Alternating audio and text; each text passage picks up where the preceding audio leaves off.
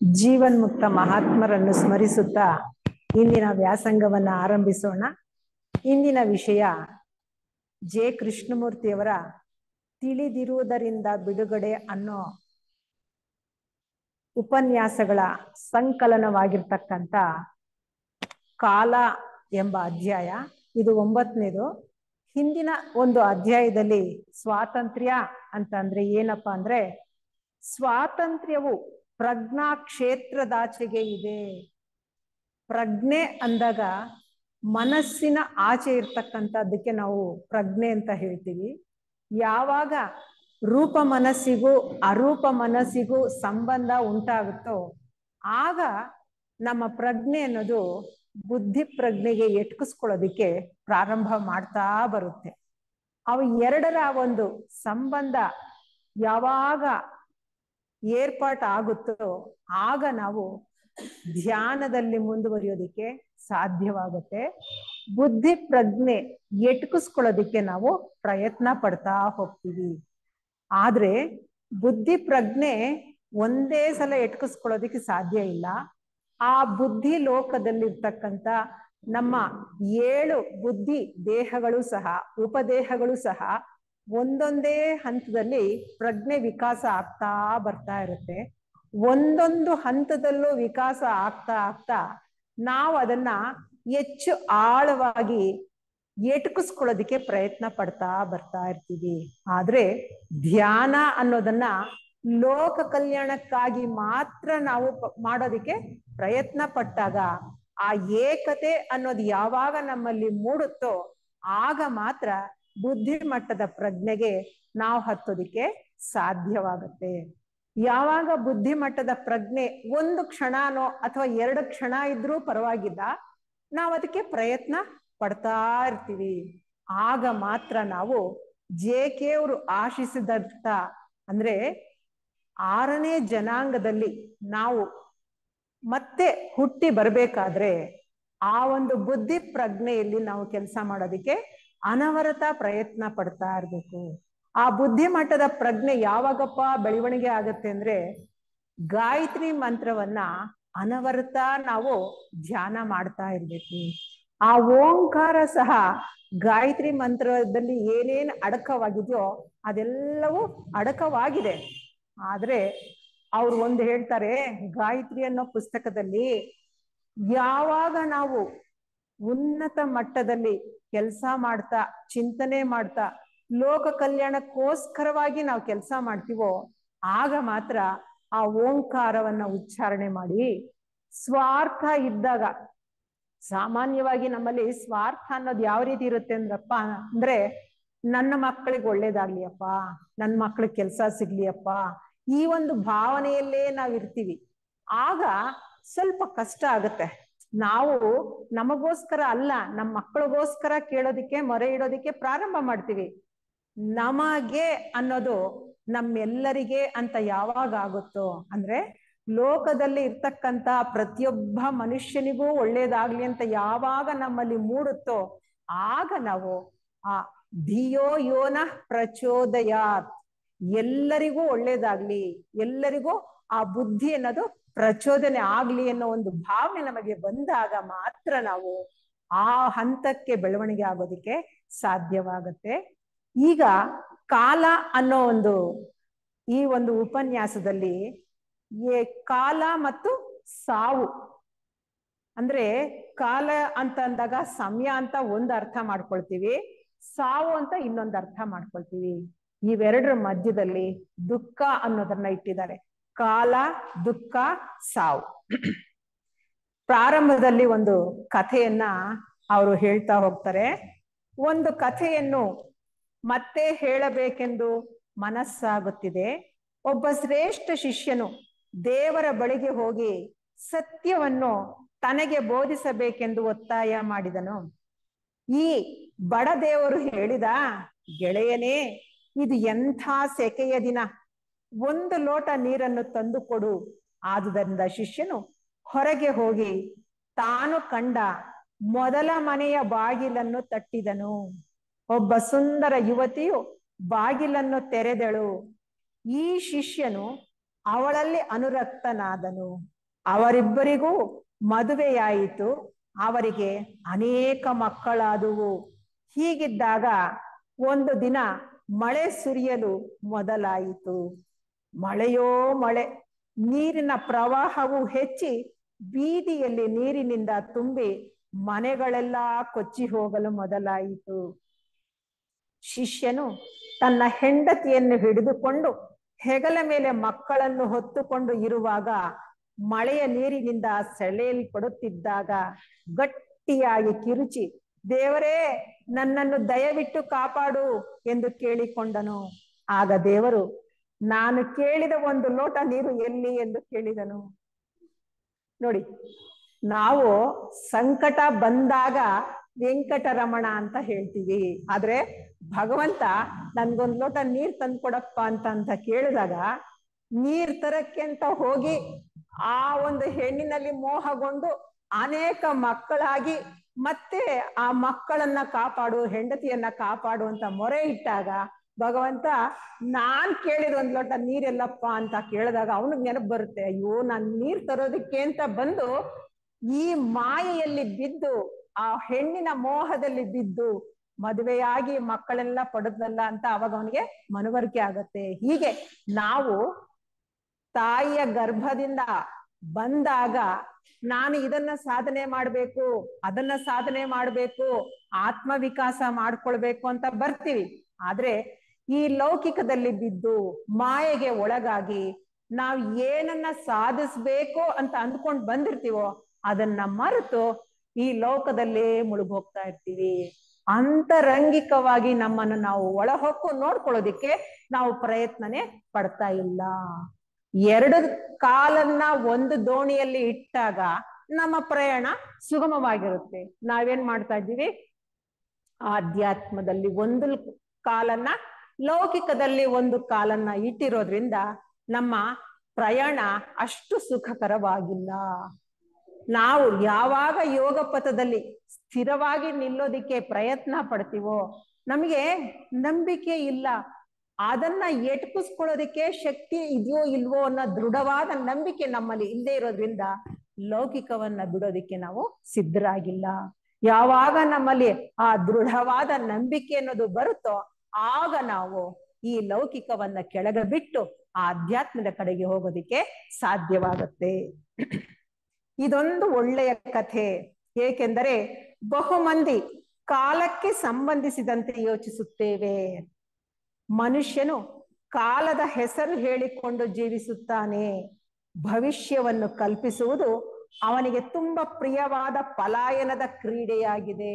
ನಾವು ಹಾಗೆ ಇವತ್ತಲ್ಲ ನಾಳೆ ಸರಿ ಹೋಗ್ತೀನಿ ಅಥವಾ ಸರಿ ಹೋಗ್ತಾರೆ ಅಂತ ನಾವು ಆ ಭವಿಷ್ಯದ ಬಗ್ಗೆ ಚಿಂತನೆ ಮಾಡಿಕೊಂಡು ವರ್ತಮಾನದಲ್ಲಿ ಆಗಬೇಕಾಗಿರ್ತಕ್ಕಂಥ ಬದಲಾವಣೆಯನ್ನ ನಾವು ನಿರಾಕರಿಸ್ತಾ ಇದ್ದೀವಿ. ಯಾತಕ್ಕೆ? ಪಲಾಯನ ಸೂತ್ರ. ಈಗ ನಾನು ಬದಲಾವಣೆ, ಈ ತಕ್ಷಣದಲ್ಲೇ ನಾನು ಬದಲಾವಣೆ ಆಗಬೇಕು ಅಂತ ಕ್ರಿಯಾರೂಪವಾಗಿ ನಾನು ಪ್ರಯತ್ನ ಪಟ್ಟಿದ್ದೆ ಆದ್ರೆ ಆಗ್ಲೇ ನಾನು ಬೆಳವಣಿಗೆ ಆಗೋದಿಕ್ಕೆ ಸಾಧ್ಯ ಆಗತ್ತೆ. ಆದ್ರೆ ಏನ್ ಮಾಡ್ತಾ ಇದ್ದೀನಿ, ಭವಿಷ್ಯವನ್ನು ಕಲ್ಪಿಸುವುದು ಅವನಿಗೆ ತುಂಬಾ ಪ್ರಿಯವಾದ ಪಲಾಯನದ ಕ್ರೀಡೆಯಾಗಿದೆ. ಮುಂದೆ ಹಾಗಾಗ್ತೀನಿ ಅಂತ ನಾನು ಕಲ್ಪನೆ ಮಾಡ್ಕೊಂಡು ಅದರಿಂದ ಎಸ್ಕೇಪ್ ಆಗೋದಿಕ್ಕೆ ನಾನು ಪ್ರಯತ್ನ ಪಡ್ತಾ ಇದ್ದೀನಿ ವಿನಃ ನಾನು ತಕ್ಷಣಕ್ಕೆ ಬದಲಾಗಬೇಕು ಅಂತ ನನ್ನ ಅಂತರಂಗದಲ್ಲಿ ಇಲ್ಲದೆ ಆಗ್ತಾ ಇದೆ. ಯಾವಾಗ ನಾವು ವರ್ತಮಾನದಲ್ಲಿ ಜೀವಿಸ್ತೀವೋ ಆಗ ಮಾತ್ರ ನಾನು ಕ್ರಿಯಾ ರೂಪದಲ್ಲಿ ಕೆಲಸ ಮಾಡೋದಕ್ಕೆ ಸಾಧ್ಯವಾಗತ್ತೆ. ಇಲ್ಲ ನಾವು ಹಿಂದೆ ನಡೆದಿರ್ತಕ್ಕಂಥ ಘಟನೆಗಳ ಬಗ್ಗೆ ಯೋಚನೆ ಮಾಡ್ತಾ ಇರ್ತೀವಿ, ಇಲ್ಲ ಮುಂದೆ ಆಗ್ಬೇಕಾಗಿರ್ತಕ್ಕಂಥ ಜೀವನದ ಭವಿಷ್ಯವನ್ನ ಕಲ್ಪನೆ ಮಾಡ್ಕೊಳ್ಳೋದ್ರಲ್ಲೇ ಸಮಯವನ್ನೆಲ್ಲ ಕಳೀತಾ ಇದ್ದೀವಿ. ಅದಕ್ಕೋಸ್ಕರ JK ಏನ್ ಹೇಳ್ತಾರೆ, ನೀವು ವರ್ತಮಾನದಲ್ಲಿ ಜೀವಿಸಿ. ಆಗ ಏನಾಗುತ್ತೆ, ನಾನು ಇವಾಗ ಈ ಸಮಯದಲ್ಲಿ ಎಲ್ಲಿದ್ದೀನಿ, ಏನ್ ಮಾಡ್ಬೇಕಾಗಿದೆ, ಒಂದೊಂದು ಕ್ಷಣನೂ ನಾನು ಯೋಚನೆ ಮಾಡ್ತಾ ಇದ್ದ ಹಾಗೆ ಅದು ಭೂತಕಾಲಕ್ಕೆ ಹೊರಟೋಗ್ಬಿಡುತ್ತೆ. ಅದಕ್ಕೋಸ್ಕರವಾಗಿ ಈ ವರ್ತಮಾನವನ್ನ ನಾನು ಯಾವ ರೀತಿ ಉಪಯೋಗಿಸ್ಕೊಳ್ಬೇಕು ಅಂತ ನಾನು ಚಿಂತನೆ ಮಾಡಿದಾಗ ನಾನು ಭೂತ ಅಥವಾ ಭವಿಷ್ಯತ್ ಕಾಲಕ್ಕೆ ಹೋಗದೆ ಆ ಒಂದೊಂದು ಕ್ಷಣನೂ ನಾನು ಸದ್ವಿನಿಯೋಗ ಮಾಡ್ಕೊಳ್ಳೋದಿಕ್ಕೆ ಪ್ರಯತ್ನ ಪಡ್ತೀನಿ. ನಮ್ಮಲ್ಲಿ ಕ್ರಮವಾಗಿ ವ್ಯತ್ಯಾಸವು ಉಂಟಾಗುತ್ತದೆ. ಸ್ವಲ್ಪ ಸ್ವಲ್ಪವಾಗಿ ನಾವು ನಮ್ಮಲ್ಲಿ ಆ ವ್ಯತ್ಯಾಸವನ್ನು ಕೂಡಿಸಿಕೊಳ್ಳುತ್ತೇವೆ. ದಿನ ದಿನವೂ ಸ್ವಲ್ಪ ಸ್ವಲ್ಪವಾಗಿ ಹೆಚ್ಚಿಸಿಕೊಳ್ಳುತ್ತಾ ಹೋಗುತ್ತೇವೆ. ಕಾಲವು ಕ್ರಮವನ್ನಾಗಲಿ ಶಾಂತಿಯನ್ನಾಗಲಿ ತರುವುದಿಲ್ಲ. ಆದುದರಿಂದ ಅನುಕ್ರಮದ ಯೋಚನೆಯನ್ನೇ ಬಿಟ್ಟು ಬಿಡಬೇಕು. ಅಂದರೆ ಶಾಂತವಾಗಿ ಬಾಳುವುದಕ್ಕೆ ನಮಗೆ ನಾಳೆ ಎಂಬುದಿಲ್ಲ. ನಾವು ಈ ಕ್ಷಣದಲ್ಲಿ ಶಾಂತರಾಗಬೇಕು. ನಾವೇನ್ ಮಾಡ್ತಾ ಇದ್ದೀವಿ? ಕ್ರಮವಾಗಿ ವ್ಯತ್ಯಾಸ ಆಗುತ್ತೆ ಅಂತಾನೆ ನಾವು ಯೋಚನೆ ಮಾಡ್ತಾ ಇದ್ವಿ ವಿನಃ ನಾವು ಎಷ್ಟೆಷ್ಟು ಮುಂದಕ್ಕೆ ತಳ್ತೀವೋ ಅದಿನ್ನೂ ಪೋಸ್ಟ್ಪೋನ್ ಆಗುತ್ತೆ ವಿನಃ ಈಗಲೇ ನಾನು ಬದಲಾಗಬೇಕು ಅನ್ನೋದು ನನ್ನ ಅಂತರಂಗದಲ್ಲಿ ಇದ್ದಾಗ ನಾನು ಅದನ್ನ ಪೋಸ್ಟ್ಪೋನ್ ಮಾಡೋದಿಲ್ಲ. ಆವಾಗ ಏನಾಗುತ್ತೆ? ಅನುಕ್ರಮದ ಯೋಚನೆಯನ್ನೇ ಬಿಟ್ಟು ಬಿಡಬೇಕು. ಕ್ರಮವಾಗಿ ಮಗು ಹೇಗೆ ದಿನೇ ದಿನೇ ಬೆಳವಣಿಗೆ ಆಗುತ್ತೋ ಹಾಗೆ ನಾನು ಬದಲಾವಣೆ ಆಗ್ತೀನಿ ಅನ್ನೋದನ್ನ ಬಿಟ್ಟು ಈಗಲೇ ನಾನು ಶಾಂತವಾಗಿ ಕೂತ್ಕೊಂಡು ನಮ್ಮ ಜೀವನವನ್ನ ಯಾವ ರೀತಿ ನಾನು ಬಾಳ್ಬೇಕು ಅಂತ ನಾನು ಯೋಚನೆ ಮಾಡಿ ಆ ಕ್ಷಣದಲ್ಲೇ ನಾನು ಪ್ರಯತ್ನ ಪಟ್ರೆ ನನ್ನಲ್ಲಿ ವ್ಯತ್ಯಾಸ ಆಗೋದಿಕ್ಕೆ ಸಾಧ್ಯವಾಗುತ್ತೆ. ನಾನೇನ್ ಮಾಡ್ತಾ ಇದ್ದೀನಿ? ಪೋಸ್ಟ್ಪೋನ್ ಮಾಡೋದ್ರಿಂದ, ಅಂದ್ರೆ ಮುಂದೆ ನಾನು ಸರಿ ಹೋಗ್ತೀನಿ, ನಾಳೆ ಸರಿ ಹೋಗ್ತೀನಿ ಅಂತ ನನ್ನ ಜೀವನವನ್ನ ನಾನೇ ರೂಪಿಸ್ಕೊಳ್ತಾ ಇದ್ದೀನಿ. ಇದು ತಪ್ಪು. ನಾನು ಯಾವ ರೀತಿ ರೂಪಿಸ್ಕೊಳ್ಬೇಕು ಅಂದ್ರೆ ತತ್ಕ್ಷಣ ನಾನು ಬದಲಾವಣೆ ಆಗ್ಬೇಕು ಅಂತ ನಾನು ಯಾವಾಗ ದೃಢವಾದ ನಿರ್ಧಾರ ಮಾಡ್ತೀನೋ ಆಗ ಮಾತ್ರ ನಾನು ವರ್ತಮಾನದಲ್ಲಿ ಜೀವಿಸೋದಿಕ್ಕೆ ಸಾಧ್ಯ ಅಂತ ಹೇಳ್ತಾ ಇದ್ದಾರೆ.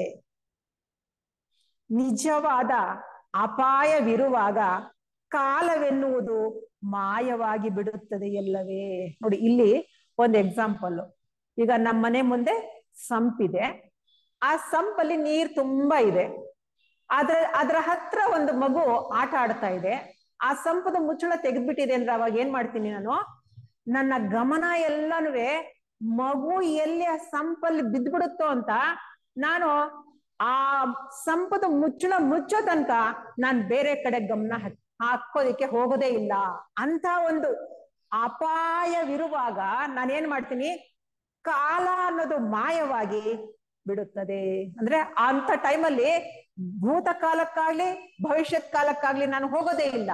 ತಕ್ಷಣ ಆ ಬಾಗಿಲು ಮುಚ್ಚಬೇಕು ಅನ್ನೋದೊಂದೇ ನನ್ನಲ್ಲಿ ಇರುತ್ತೆ. ಅಲ್ಲಿ ವರ್ತಮಾನದಲ್ಲಿ ನನ್ನ ಮನಸ್ಸು ಕ್ರಿಯೆಯನ್ನ ಮಾಡ್ತಾ ಇರುತ್ತೆ. ಇದೇ ರೀತಿಯಾಗಿ ಆ ಅಪಾಯದ ಒಂದು ಸನ್ನಿವೇಶದಲ್ಲಿ ಹೇಗೆ ನಾನು ಎಚ್ಚರಿಕೆಯಿಂದ ಕೆಲಸ ಮಾಡ್ತೀನೋ ಅದೇ ರೀತಿಯಾಗಿ ನನ್ನ ಒಂದೊಂದು ಕ್ಷಣನು ನಾನು ಸಾವಿಗೆ ಹತ್ರ ಆಗ್ತಾ ಇದ್ದೀನಿ. ಈ ಒಂದೊಂದು ಕ್ಷಣವನ್ನ ನಾನು ಯಾವ ರೀತಿ ಸದ್ವಿನಿಯೋಗ ಮಾಡ್ಕೊಳ್ಬೇಕು ಅಂತ ನಾನು ಯೋಚಿಸಿದ್ದೆ ಆದಾಗ ನಾನು ಈ ತರ ಪೋಸ್ಟ್ಪೋನ್ ಮಾಡೋದಕ್ಕೆ ಪ್ರಯತ್ನ ಪಡೋದಿಲ್ಲ. ಒಂದೊಂದು ಕ್ಷಣನು ನಾನು ಲೋಕಕ್ಕೆ ಒಳ್ಳೇದ್ ಮಾಡ್ಬೇಕು, ಅಸಹಾಯಕರಿಗೆ ಸಹಾಯ ಮಾಡ್ಬೇಕು ಅನ್ನೋ ಒಂದು ಭಾವನೆ ನಮ್ಮಲ್ಲಿ ಉಂಟಾಗತ್ತೆ. ಆದರೆ ನಮ್ಮ ಅನೇಕ ಸಮಸ್ಯೆಗಳ ಅಪಾಯವನ್ನು ನಾವು ಕಾಣುವುದಿಲ್ಲ. ಆದುದರಿಂದ ಆ ಅಪಾಯಗಳನ್ನು ಗೆಲ್ಲಲು ನಾವು ಕಾಲವೆನ್ನುವುದನ್ನು ಕಲ್ಪಿಸಿಕೊಳ್ಳುತ್ತೇವೆ. ಅಪಾಯ ಅನ್ನೋದು ನಮಗ್ ಕಾಣದೇ ಇರೋದ್ರಿಂದ ನಾವೇನ್ ಮಾಡ್ತಾ ಇದ್ದೀವಿ? ಯಾವುದನ್ನು ನಾವು ಕಲ್ಪನೆ ಮಾಡ್ಕೊಳ್ಳೋದೇ ಇಲ್ಲ. ನಮ್ಮಲ್ಲಿ ಬದಲಾವಣೆಯಾಗಲು ಕಾಲವೆಂಬುದು ಯಾವ ವಿಧದಲ್ಲಿಯೂ ಸಹಾಯ ಮಾಡದಿರುವುದರಿಂದ ಕಾಲವೆನ್ನುವುದು ವಂಚನಾತ್ಮಕವಾದದ್ದು. ಇದೊಂದು ಚಲನೆ. ಕಾಲ ಅನ್ನೋದಕ್ಕೆ ಅವರು ಡೆಫಿನಿಷನ್ ಕೊಡ್ತಾ ಇದ್ದಾರೆ. ಕಾಲ ಅಂದ್ರೆ ಆ ಭೂತ ಮತ್ತೆ ಭವಿಷ್ಯತ್ ಕಾಲಕ್ಕೆ ಇರ್ತಕ್ಕಂಥ ಒಂದು ಚಲನೆ. ಇದೊಂದು ಚಲನೆ. ಯಾವ ರೀತಿ? ಬರೀ ಚಲನೆ ಅಲ್ಲ, ವಂಚನಾತ್ಮಕವಾದದ್ದು. ನಮ್ಮನ್ನೇ ಅದು ವಂಚಿಸುತ್ತೆ, ಮೋಸ ಮಾಡುತ್ತೆ. ಏಕೆ? ನಾವು ಏನ್ ಮಾಡ್ತೀವಿ? ನಮ್ಮ ಮನಸ್ಸನ್ನ ಭೂತದಲ್ಲಿ ಇಲ್ಲ ಭವಿಷ್ಯತ್ ಕಾಲದಲ್ಲಿ ಒಳಗು ಮಾಡಿ ನಾವೇ ಆ ಯೋಚನೆಗಳು ಚಲನೆ ಆಗೋ ಹಾಗೆ ಮಾಡ್ತಾ ಇರ್ತೀವಿ. ಅದಕ್ಕೋಸ್ಕರವಾಗಿ ಅವ್ರು ಏನ್ ಹೇಳ್ತಾ ಇದ್ದಾರೆ? ಕಾಲವೆಂಬುದು ಇದೊಂದು ಚಲನೆ. ಇಲ್ಲಿ ಯಾವ ರೀತಿ ನಮ್ಮಲ್ಲಿ ಬದಲಾವಣೆಯಾಗಲು ಕಾಲವೆಂಬುದು ಯಾವ ವಿಧದಲ್ಲಿಯೂ ಸಹಾಯ ಮಾಡದೇ ಇರುವುದರಿಂದ ಕಾಲವೆನ್ನುವುದು ವಂಚನಾತ್ಮಕವಾದದ್ದು, ಇದೊಂದು ಚಲನೆ. ನಮ್ಮಲ್ಲಿ ಯಾವುದೇ ಬದಲಾವಣೆ, ನಿನ್ನೆ ನಾನು ಹೇಗಿದ್ನೋ ಈಗ್ಲೂ ಹಾಗೆ ಇದ್ದೀನಿ, ನಾಳೆನೂ ಹಾಗೆ ಇರ್ತೀನಿ. ಆಗ ನನ್ನಲ್ಲಿ ಏನು ಬದಲಾವಣೆನೇ ಇಲ್ವಲ್ಲ ಅಂತ ನಾನು ನೋಡ್ಕೊಂಡಾಗ ನಾನೇನ್ ಮಾಡ್ತೀನಿ, ಈ ಕ್ಷಣದಲ್ಲೇ ನಾನು ಬದಲಾವಣೆ ಆಗಬೇಕು ಅಂತ ನಾನು ದೃಢವಾಗಿ ನಿರ್ಧಾರ ಮಾಡಿ ನಾನು ಪೋಸ್ಟ್ಪೋನ್ ಮಾಡೋದಿಕ್ಕೆ ಪ್ರಯತ್ನ ಪಡೋದಿಲ್ಲ. ಅದನ್ನು ಮನುಷ್ಯನು ಭೂತ, ವರ್ತಮಾನ, ಭವಿಷ್ಯತ್ ಎಂದು ವಿಭಾಗ ಮಾಡಿದ್ದಾನೆ. ಎಲ್ಲಿಯ ತನಕ ಮಾನವನು ಹೀಗೆ ವಿಭಾಗಿಸುತ್ತಾನೋ ಅಲ್ಲಿಯ ತನಕ ಅವನಿಗೆ ಘರ್ಷಣೆ ಇದ್ದೇ ಇರುತ್ತದೆ. ನಾವೇನ್ ಮಾಡ್ತಾ ಇದ್ದೀವಿ, ಭೂತಕಾಲನೇ ಬೇರೆ, ವರ್ತಮಾನ ಕಾಲನೇ ಬೇರೆ, ಭವಿಷ್ಯತ್ ಕಾಲನೇ ಬೇರೆ ಅಂತ ನಾವು ವಿಂಗಡಣೆಯನ್ನ ಮಾಡ್ತಾ ಇರೋದ್ರಿಂದ ಈ ಒಂದು ವಂಚನೆಗೆ ಒಳಗಾಗ್ತಾ ಇದ್ದೀವಿ. ಎಲ್ಲಿವರೆಗೂ ನಾವು ಈ ರೀತಿಯಾಗಿ ಅದನ್ನ ವಿಭಾಗ ಮಾಡ್ತೀವೋ ಆಗ ನಾವು ಘರ್ಷಣೆಗೆ ಒಳಗಾಗ್ತಾ ಇರ್ತೀವಿ. ಕಲಿಕೆ ಎನ್ನುವುದು ಕಾಲಕ್ರಮದಲ್ಲಿ ಉಂಟಾಗುತ್ತದೆ. ನಾವೇನ್ ಅಂದ್ಕೊಂಡಿದೀವಿ, ನಾವು ದಿನೇ ದಿನೇ ಕಲಿಯುತ್ತಾ ಇರ್ತೀವಿ ಅಂತ ನಾವು ಅಂದ್ಕೊಂಡಿದೀವಿ. ಸಾವಿರಾರು ವರ್ಷಗಳು ಕಳೆದ ಮೇಲೂ ಒಬ್ಬರನ್ನೊಬ್ಬರು ದ್ವೇಷಿಸಿ ಕೊಲ್ಲುವುದಕ್ಕಿಂತ ಉತ್ತಮವಾದ ಬಾಳುವೆಯ ಮಾರ್ಗವಿದೆ ಎಂಬುದನ್ನು ನಾವಿನ್ನೂ ಕಲಿತಿಲ್ಲ. ಈಗ ನಾವು ನೋಡ್ತಾ ಇದ್ದೀವಿ ಸಮಾಜದಲ್ಲಿ, ಇವತ್ ಸರಿ ಹೋಗುತ್ತೆ, ನಾಳೆ ಸರಿ ಹೋಗ್ತಾರೆ ಜನ ಅಂತ ಅಂದ್ಕೊಳ್ತಾ ಇದೀವಿ ವಿನಃ ಸರಿ ಹೋಗಿದ್ದನ್ನ ನಾವು ನೋಡ್ತಾನೆ ಇಲ್ಲ. ಯಾಕೆಂದ್ರೆ ಕಾಲ ಏನು ಮಾಡಲ್ಲ, ಕಾಲ ಹಿಂದೆ ಹೇಗಿತ್ತು ಈಗ್ಲೂ ಹಾಗೆ ಇದೆ. ನಾವೇನ್ ಮಾಡ್ತಾ ಇದೀವಿ, ಕಾಲದ ಮೇಲೆ ನೆಪ ಹಾಕೊಂಡು ನಾವು ಸ್ಥಿರವಾಗಿ ಹೇಗಿದ್ವೋ ಹಾಗೇ ಇದ್ಬಿಟ್ಟಿದ್ದೀವಿ. ನೆನ್ನೆ ಹೇಗಿದ್ವೋ ಇವತ್ತು ಹಾಗೆ ಇದ್ದೀವಿ, ನಾಳೆನೂ ಹಾಗೆ ಇರ್ತೀವಿ. ಆ ಕಾಲದ ನೆಪ ಇಲ್ಲದೆ ಈ ಕ್ಷಣನೇ ನಾನು ಬದಲಾವಣೆ ಆಗಬೇಕು, ನನ್ನ ಅಂತರಂಗದಲ್ಲಿ ನಾನು ಬದಲಾವಣೆ ಆಗಬೇಕು ಅಂತ ಯಾವಾಗ ನಾನು ದೃಢವಾಗಿ ಪ್ರಯತ್ನ ಪಡ್ತೀನೋ ಆಗ ಕಾಲ ನಮ್ಮನ್ನ ಏನೂ ಮಾಡೋದಕ್ಕೆ ಸಾಧ್ಯ ಇಲ್ಲ.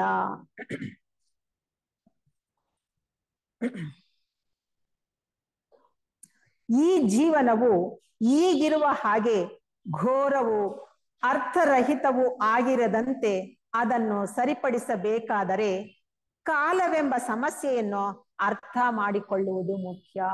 ಕಾಲ ಅನ್ನೋದೇ ಒಂದು ಸಮಸ್ಯೆ ಮಾಡ್ಕೊಂಡ್ ಬಿಟ್ಟಿದೀವಿ. ಅದನ್ನ ನಾವು ಈಗ್ಲೇ ಸರಿಪಡಿಸ್ಕೊಳ್ದೇ ಇದ್ರೆ ನಾವು ಯಾವತ್ತೂ ತಿದ್ದುಕೊಳ್ಳೋದಿಕ್ಕೆ ಸಾಧ್ಯನೇ ಇಲ್ಲ. ನಾವು ಮೊದಲು ಅರ್ಥ ಮಾಡಿಕೊಳ್ಳಬೇಕಾದುದು, ಈಗಾಗಲೇ ನಾವು ಪರಿಶೀಲಿಸಿರುವಂತೆ ಮನಸ್ಸಿನ ಉತ್ಸಾಹ ಮತ್ತು ಮುಗ್ಧತೆಗಳಿಂದ ಮಾತ್ರ ನಾವು ಕಾಲವನ್ನು ಗಮನಿಸುವುದು ಸಾಧ್ಯ. ನೋಡಿ, ನಮ್ಮ ಮನಸ್ಸು ಎಷ್ಟು ಮುಗ್ಧವಾಗಬೇಕು ಅಂದ್ರೆ, ಮಗು ಹೇಗೆ ಮುಗ್ಧತೆಯನ್ನ ಪಡ್ಕೊಂಡಿರುತ್ತೋ ಹಾಗೆ ನಾವು ಮುಗ್ಧರಾಗಬೇಕು. ಯಾವಾಗ ಮುಗ್ಧತೆ ಬರುತ್ತೆ ಅಂದ್ರೆ, ನಾವು ಏನೇನು ಹಿಂದಿನಿಂದ ಕಲ್ತ್ಕೊಂಡು ಬಂದಿದ್ದೀವೋ ಅದನ್ನೆಲ್ಲ ಪಕ್ಕಕ್ಕೆ ಇಟ್ಬೇಕು. ಅಂದ್ರೆ ತಿಳಿದಿರುವುದರಿಂದ ಬಿಡುಗಡೆ, ಅದೇ ಈ ಪುಸ್ತಕದ ಒಂದು ಶೀರ್ಷಿಕೆ. ನಾವ್ ಯಾವಾಗ ತಿಳಿದಿರೋದನ್ನೆಲ್ಲ ಪಕ್ಕಕ್ಕೆ ಇಡ್ತೀವೋ ಆಗ ಹೊಸದನ್ನ ಕಲಿಯೋದಿಕ್ಕೆ ನಾವು ಪ್ರಾರಂಭ ಮಾಡ್ತೀವಿ. ಇಲ್ಲ ಅಂದ್ರೆ ನಾವೇನ್ ಮಾಡ್ತೀವಿ, ಹಿಂದೆ ಏನೇನ್ ತಿಳ್ಕೊಂಡಿದ್ವೋ ಅದರ ಮೂಲಕ ಇವಾಗ ನಾವು ನೋಡ್ತೀವಿ ವಿನಃ ಅದನ್ನ ಪಕ್ಕಕ್ಕಿಟ್ಟು ನೇರವಾಗಿ ನಮ್ಮ ನೋಟ ಅನ್ನೋದು ಇಲ್ದೆ ಆಗ್ತಾ ಇದೆ. ಯಾತಕ್ಕೆ ನೋಟ ಅನ್ನೋದು ಇಲ್ದೆ ಆಗ್ತಾ ಇದೆ ಅಂದ್ರೆ, ನೋಡುವವನು, ನೋಟ, ನೋಡುವ ವಸ್ತು, ಅವು ಮೂರು ಒಂದೇ ಆಗ್ಬೇಕು, ಏಕಕಾಲದಲ್ಲಿ ಆಗಬೇಕು. ಈಗ ಒಂದು ಎಕ್ಸಾಂಪಲ್, ಒಂದು ಗಿಡವನ್ನ ನಾನು ನೋಡ್ತಾ ಇದ್ದೀನಿ ಅಂತ ಇಟ್ಕೊಳ್ಳಿ. ಆಗ ಗಿಡವನ್ನ ಬರೀ ನೋಡಿದಾಗ ನೋಡುವಿಕೆ ಇರುತ್ತೆ. ನಾನೇನ್ ಮಾಡ್ತೀನಿ, ಯಾವಾಗ್ಲೂ ಹಿಂದೆ ನೋಡಿರ್ತೇನಲ್ಲ, ಆ ಗಿಡ ಯಾವ ಬಣ್ಣ ಇತ್ತೋ ಅದಿದ್ರೆ ಚೆನ್ನಾಗಿತ್ತು, ಇದ್ಯಾಕೆ ಈ ಬಣ್ಣ ಇದೆ, ಆ ಬಣ್ಣ ಇದ್ದಿದ್ರೆ ಚೆನ್ನಾಗಿತ್ತು ಅಂತ ನಾನು ಯಾವಾಗ ನಾನು ಅದನ್ನ ವಿಶ್ಲೇಷಣೆ ಮಾಡ್ತೀನೋ ಅಲ್ಲಿ ನೋಡುವಿಕೆ ಇಲ್ಲ. ಆ ವಿಶ್ಲೇಷಣೆ ಯಾತಕ್ ಮಾಡದೆ, ಹಿಂದಿನ ನೆನಪು ನನ್ನ ಮೇಲೆ ಪ್ರಭಾವ ಬೀರೋದ್ರಿಂದ ನಾನು ನೋಡ್ತಾ ಇಲ್ಲ, ಅದನ್ನ ಬರೀ ನನ್ನ ಹಿಂದಿನ ಅನುಭವದಿಂದ ಅದರ ಮೇಲೆ ಒತ್ತಡ ಹಾಕೊಂಡು ಅದೇ ರೀತಿ ಇದು ಕಾಣ್ಬೇಕಾಗಿತ್ತು ಅಂದ್ರೆ ನನ್ನ ಕಲ್ಪನಾ ನೋಟಕ್ಕೆ ಇದು ಸರಿ ಇಲ್ಲ ಅಂತ ನಾನು ಅಂದ್ಕೊಳ್ತೀನಿ. ಆಗೇನಾಗತ್ತೆ, ಅಲ್ಲಿ ನೋಡುವಿಕೆ ಅನ್ನೋದು ಇರೋದಿಲ್ಲ. JK ಅವ್ರ ಪ್ರಕಾರ ನೋಡುವಿಕೆ ಅಂದ್ರೆ ನೋಡುವವನೂ ಇರಬಾರ್ದು, ನೋಡತಕ್ಕಂತ ವಸ್ತುನೂ ಇರಬಾರ್ದು, ಕೇವಲ ನೋಟ ಇರಬೇಕು. ಆಗ ಮಾತ್ರ ನಾನು ಸತ್ಯವನ್ನ ದರ್ಶಿಸೋದಿಕ್ಕೆ ಸಾಧ್ಯವಾಗುತ್ತೆ. ಆ ಸತ್ಯವನ್ನ ನಾನು ದರ್ಶನ ಮಾಡ್ಬೇಕಾದ್ರೆ ಮೊದಲನೇದಾಗಿ ನಮಗೆ ಯಾವುದು ಸದ್ಗುಣಗಳ ಬುನಾದಿ ಅನ್ನೋದು ಇರಬೇಕು. ಆ ಸದ್ಗುಣಗಳ ಬುನಾದಿ ಇಲ್ಲದೆ ನಾನು ಯೋಗ ಪಥದಲ್ಲಿ ಸ್ಥಿರವಾಗಿ ನಿಲ್ಲೋದಿಕ್ಕೆ ಸಾಧ್ಯನೇ ಇಲ್ಲ. ಈಗಾಗಲೇ ನಾವು ಪರಿಶೀಲಿಸಿರುವಂತೆ ಮನಸ್ಸಿನ ಉತ್ಸಾಹ ಮತ್ತು ಮುಗ್ಧತೆಗಳಿಂದ ಮಾತ್ರ ನಾವು ಕಾಲವನ್ನು ಗಮನಿಸುವುದು ಸಾಧ್ಯ. ಉತ್ಸಾಹ ಅನ್ನೋದು ಅಂದ್ರೆ ಆಸಕ್ತಿ ಅನ್ನೋದು ಅನುಕ್ಷಣ ನಮ್ಮಲ್ಲಿ ಇರಬೇಕು. ಅದನ್ನ ನಾವು ಕಳ್ಕೊಳ್ಬಾರ್ದು. ಯಾವಾಗ ನಮ್ಮಲ್ಲಿ ಆ ಒಂದು ಬಾಡದ ಉತ್ಸಾಹ ಆಸಕ್ತಿ ಅನ್ನೋದು ಇರುತ್ತೋ ಆಗೇನ್ ಮಾಡ್ತೀವಿ, ಅನವರತ ನಮ್ಮ ಆತ್ಮವನ್ನ ವಿಕಾಸ ಮಾಡ್ಕೊಳ್ಳೋದಿಕ್ಕೆ ಏನೇನು ಬೇಕೋ ಅದಂತದ್ರನ್ನೆಲ್ಲ ನಾವು ಪಡ್ಕೊಳ್ಳೋದಿಕ್ಕೆ ಇಲ್ಲ ಒಂದು ಸದ್ಗ್ರಂಥದ ಪಠಣ ಆಗಿರಬಹುದು, ಸದ್ ಸಹವಾಸ ಆಗಿರಬಹುದು, ಸತ್ ಸಂಕಲ್ಪ ಆಗಿರ್ಬೋದು, ಸತ್ಸಂಗ ಆಗಿರ್ಬೋದು, ಇವುಗಳನ್ನೇ ನಾವು ಹುಡುಕೊಂಡು ಹೋಗ್ತೇವೆ ವಿನಃ ಬೇರೆ ಕಡೆ ನಾವು ಗಮನ ಕೊಡೋದಿಕ್ಕೆ ಆಸಕ್ತಿ ಇರೋದಿಲ್ಲ. ಯಾವಾಗ ಕುಗ್ಗದ ಆಸಕ್ತಿ ಅನ್ನೋದಿರುತ್ತೋ, ಮುಗ್ಧತೆ ಎರಡೂ ಇರಬೇಕು ನಮ್ಮಲ್ಲಿ. ಆ ಶ್ರದ್ಧೆ ಮತ್ತು ಮುಗ್ಧತೆ ಎರಡೂ ಇದ್ದಾಗ ನಾವು ಆತ್ಮವಿಕಾಸವನ್ನ ನಿರಂತರವಾಗಿ ಅನವರತ ಮಾಡ್ಕೊಳ್ತಾ ಬೆಳವಣಿಗೆ ಆಗೋದಿಕ್ಕೆ ನಾವು ಪ್ರಯತ್ನ ಪಡ್ತಾನೆ ಇರ್ತೀವಿ. ಎಲ್ಲೇ ಇರ್ಲಿ, ಅಡಿಗೆ ಮನೆಯಲ್ಲಿರ್ಲಿ, ವ್ಯವಹಾರದಲ್ಲಿರ್ಲಿ, ಒಂದು ಧ್ಯಾನದಲ್ಲಿರ್ಲಿ, ಜನಗಳ ಮಧ್ಯದಲ್ಲೇ ಇರ್ಲಿ, ಅಲ್ಲೂ ಸಹ ನಾವು ಹೊರಗಡೆಗೆ ನೋಟ ಇದ್ರೂ ಸಹ ಅಂತರಂಗದಲ್ಲಿ ನಾವು ಒಂಟಿಯಾಗಿ ಇದ್ದು ನಾವು ಏನು ಅನ್ನೋದನ್ನ ನೋಡ್ಕೊಳ್ಳೋದಿಕ್ಕೆ ಪ್ರಯತ್ನ ಪಡ್ತಾ ಇರ್ತೀವಿ. ಇಂಥದ್ದನ್ನೇ ಅವರು ಜೇಕೆ ಬಯಸ್ತಕ್ಕಂಥದ್ದು. ಅವರು ಸಂತೆಯಲ್ಲಿದ್ರು ಚಿಂತೆಯನ್ನ ಬಿಟ್ಟು ನಿಮ್ಮ ಜೊತೆಯಲ್ಲಿ ನೀವಿರಿ, ನಿಮ್ಮ ಅಂತರಂಗದ ಜೊತೆಯಲ್ಲಿ ನೀವಿರಿ ಅಂತ ಹೇಳ್ತಾರೆ. ಅಂದ್ರೆ ನಾನು ಅನವರತ ನನ್ನ ಆತ್ಮನ ಜೊತೆಯಲ್ಲೇ ಇರಬೇಕು ಅಂತ ನಾನು ಯಾವಾಗ ಪ್ರಯತ್ನ ಪಡ್ತೀನೋ ಆವಾಗ ಸಂತೆಯಲ್ಲಿ ಇದ್ರೂ ಸಹ ಚಿಂತೆಯನ್ನ ಮಾಡದೆ ನನ್ನ ಅಂತರಂಗದ ಒಳಗಡೆನೆ ನಾನು ಜೀವನ ಮಾಡೋದಕ್ಕೆ ಸಾಧ್ಯವಾಗುದು. ಅಂತ ಪ್ರಯತ್ನವನ್ನ ಮಾಡಿ ಅಂತ ಜೆ.ಕೆ. ಅವರು ಯಾವಾಗ್ಲೂ ಹೇಳ್ತಾ ಇರ್ತಾರೆ. ನಮ್ಮ ಅನೇಕ ಸಮಸ್ಯೆಗಳ ಬಗ್ಗೆ ನಾವು ಗೊಂದಲಕ್ಕೆ ಈಡಾಗಿದ್ದೇವೆ ಮತ್ತು ಆ ಗೊಂದಲದಲ್ಲಿ ಮುಳುಗಿ ಹೋಗಿದ್ದೇವೆ. ನಾವು ನಮ್ಮ ಜೀವನದಲ್ಲಿ ಸಮಸ್ಯೆ ಇಲ್ಲದೆ ಇರ್ತಕ್ಕಂಥ ದಿವಸನೇ ಇಲ್ಲ. ಒಂದು ಸಮಸ್ಯೆಯನ್ನ ಎದುರಿಸಿದ್ವಿ ಅಂತ ಅಂದ್ಕೊಳ್ತಾ ಇದ್ದಾಗೆ ಇನ್ನೊಂದು ಸಮಸ್ಯೆ ಅನ್ನೋದು ಕಾದ್ಕೊಂಡಿರುತ್ತೆ. ಅದಕ್ಕೆ ನಾವೇನ್ ಮಾಡ್ತಾ ಇದೀವಿ, ಅನೇಕ ದಿನಗಳಿಂದ ಅನೇಕ ವರ್ಷಗಳಿಂದ ಸಮಸ್ಯೆಗಳನ್ನ ಎದುರಿಸಿ ಅಯ್ಯೋ ಬರುತ್ತೆ ಹೋಗುತ್ತೆ ಬಿಡಪ್ಪ ಅಂತ ನಾವೇನ್ ಮಾಡ್ತೀವಿ, ಆ ಸಮಸ್ಯೆಗಳ ಕಡೆಗೆ ಗಮನನೇ ಕೊಡೋದಿಲ್ಲ. ನಿನ್ನೆ ಇರ್ಲಿಲ್ಲ, ಇವತ್ತು ಬಂದಿದೆ, ನಾಳೆ ಇರಲ್ಲ ಅಂತ ನಾವು ಧೈರ್ಯ ಅನ್ನೋದನ್ನ ನಾವು ಯಾವಾಗ ಪಡ್ಕೊಳ್ತೀವೋ ಆಗ ಕುಗ್ಗದ ಆಸಕ್ತಿ ಮತ್ತೆ ಮುಗ್ಧತೆ ಅನ್ನೋದು ನಮ್ಮಲ್ಲಿ ಅನವರತ ಇರೋದಿಕ್ಕೆ ಸಾಧ್ಯವಾಗತ್ತೆ. ಅದಕ್ಕೊಂದು ಎಕ್ಸಾಂಪಲ್ ತಗೊಂಡಿದ್ದಾರೆ. ಒಂದು ಕಾಡಿನಲ್ಲಿ ಯಾರಾದರೊಬ್ಬರು ದಾರಿ ತಪ್ಪಿ ಬಿಟ್ಟರೆ ಅವರು ಮಾಡುವ ಮೊದಲ ಕಾರ್ಯವಾವುದು? ಅವರು ಅಲ್ಲೇ ನಿಂತು ಬಿಡುತ್ತಾರೆ ಅಲ್ಲವೇ? ಅವರು ನಿಂತು ಸುತ್ತ ನೋಡುತ್ತಾರೆ. ಅಂದ್ರೆ ನಾವು ಒಂದು ಕಾಡಿಗೆ ಹೋಗಿರ್ತೀವಿ ಅಂತ ಇಟ್ಕೊಳ್ಳಿ, ತಪ್ಪಿಸ್ಕೊಂಡ್ಬಿಡ್ತೀವಿ. ನಮ್ಗೆ ಯಾವ ಕಡೆಯಿಂದ ಬಂದಿದ್ದೀವಿ, ಯಾವ ಕಡೆ ಹೋಗ್ಬೇಕು, ಎಡಗಡೆಗ ಬಲಗಡೆಗ ಅಂತ ದಿಕ್ಕು ತೋರ್ದೆ ಏನಾಗ್ಬಿಡ್ತೀವಿ, ಭಯ ಶುರುವಾಗಿ ಹೋಗ್ಬಿಡತ್ತೆ, ಗೊಂದಲ ಉಂಟಾಗ್ಬಿಡತ್ತೆ. ನಾವೇನ್ ಮಾಡ್ತೀವಿ ಅಂತ ಪರಿಸ್ಥಿತಿನಲ್ಲಿ ನಾವೆಷ್ಟೆಷ್ಟು ಗೊಂದಲಕ್ಕೆ ಈಡಾಗುತ್ತೇವೋ, ಜೀವನದಲ್ಲಿ ಮುಳುಗಿ ಹೋಗುತ್ತೇವೋ ಅಷ್ಟಷ್ಟು ಮಟ್ಟಿಗೆ ಹುಡುಕುತ್ತಾ ಕೇಳುತ್ತಾ ನಿರ್ಬಂಧ ಪಡಿಸುತ್ತಾ ಬೇಡುತ್ತಾ ಸುತ್ತಮುತ್ತ ಹುಡುಕಿಕೊಂಡು ಹೋಗುತ್ತೇವೆ. ಅವಾಗ ಏನ್ ಮಾಡ್ತೀವಿ, ಅಸಹಾಯಕ ಸ್ಥಿತಿ. ಕಾಡಿನಲ್ಲಿ ಅಯ್ಯೋ ಯಾವ ಪ್ರಾಣಿ ಬಂದು ತಿಂದ್ಬಿಡುತ್ತೋ ಏನೋ, ಯಾನಾದ್ರೂ ಕೇಳ. ಅದೇ ರೀತಿಯಲ್ಲಿ ಜೀವನದಲ್ಲಿ ಅನೇಕ ಸಮಸ್ಯೆಗಳು ಏಕಕಾಲದಲ್ಲಿ ನಮ್ಮನ್ನ ಕಾಡಿದಾಗ ನಾವೇನ್ ಮಾಡ್ತೀವಿ, ಬೇರೆಯವ್ರು ಯಾರಾದ್ರೂ ನಮ್ಗೆ ಸಹಾಯ ಮಾಡ್ತಾರ ಅಂತ ನಾವೇನ್ ಮಾಡ್ತೀವಿ, ಅವ್ರ ಕಡೆ ಇವ್ರ ಕಡೆ ಎಲ್ಲ ಗಮನಿಸೋದಿಕ್ಕೆ ಪ್ರಾರಂಭ ಮಾಡ್ತೀವಿ. ಅಂತ ಸಂದಿಗ್ಧ ಪರಿಸ್ಥಿತಿನಲ್ಲಿ JK ಅವರು ಏನಪ್ಪಾ ಹೇಳ್ತಾರೆ ಅಂದ್ರೆ, ಅಂತ ಗೊಂದಲದ ಪರಿಸ್ಥಿತಿನಲ್ಲಿ ನಿಮ್ಮ ಮನಸ್ಸನ್ನ ಮೊದಲು ಶಾಂತವಾಗಿ ಮಾಡ್ಕೊಳ್ಳಿ 1-2 ನಿಮಿಷ. ನಂತರ ನಿಮ್ಮ ಸಮಸ್ಯೆಯನ್ನ ಬಿಡಿಬಿಡಿಯಾಗಿ ಬಿಡಿಸಿ, ಹತ್ತಿಯನ್ನ ಹೇಗೆ ನಾವು ಹಿಂಜಿ ಬಿಡಿಸ್ತೀವಲ್ಲ ಹಾಗೆ ಬಿಡಿಸಿ, ಆಗ ನಿಮ್ಮ ಸಮಸ್ಯೆಗೆ ಏನ್ ಕಾರಣ, ಅದು ಯಾವ ರೀತಿ ಉತ್ಪತ್ತಿ ಆಯ್ತು, ಈ ಸಮಸ್ಯೆಗೆ ಏನ್ ಪರಿಹಾರ ಅಂತ ನಾವೇ ಆಳವಾಗಿ ಚಿಂತನೆ ಮಾಡಿದಾಗ ನಾವು ಪರಿಹಾರವನ್ನ ಕಂಡುಕೊಳ್ಳಕ್ಕೆ ಸಾಧ್ಯವಾಗುತ್ತೆ.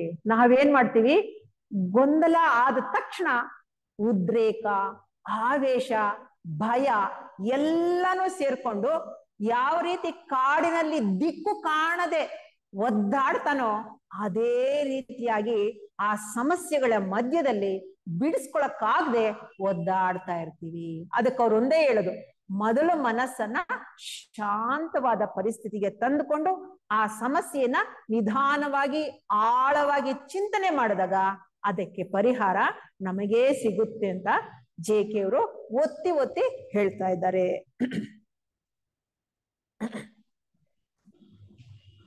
ನಾನು ಸೂಚಿಸಬಹುದಾದರೆ, JK ಅವರು ಅದೇ ನೋಡಿ ಹೇಳ್ತಾ ಇದ್ದಾರೆ, ನೀವು ಅಂತರಂಗಿಕವಾಗಿ ಸಂಪೂರ್ಣವಾಗಿ ನಿಲ್ಲಬೇಕು ಎಂಬುದು.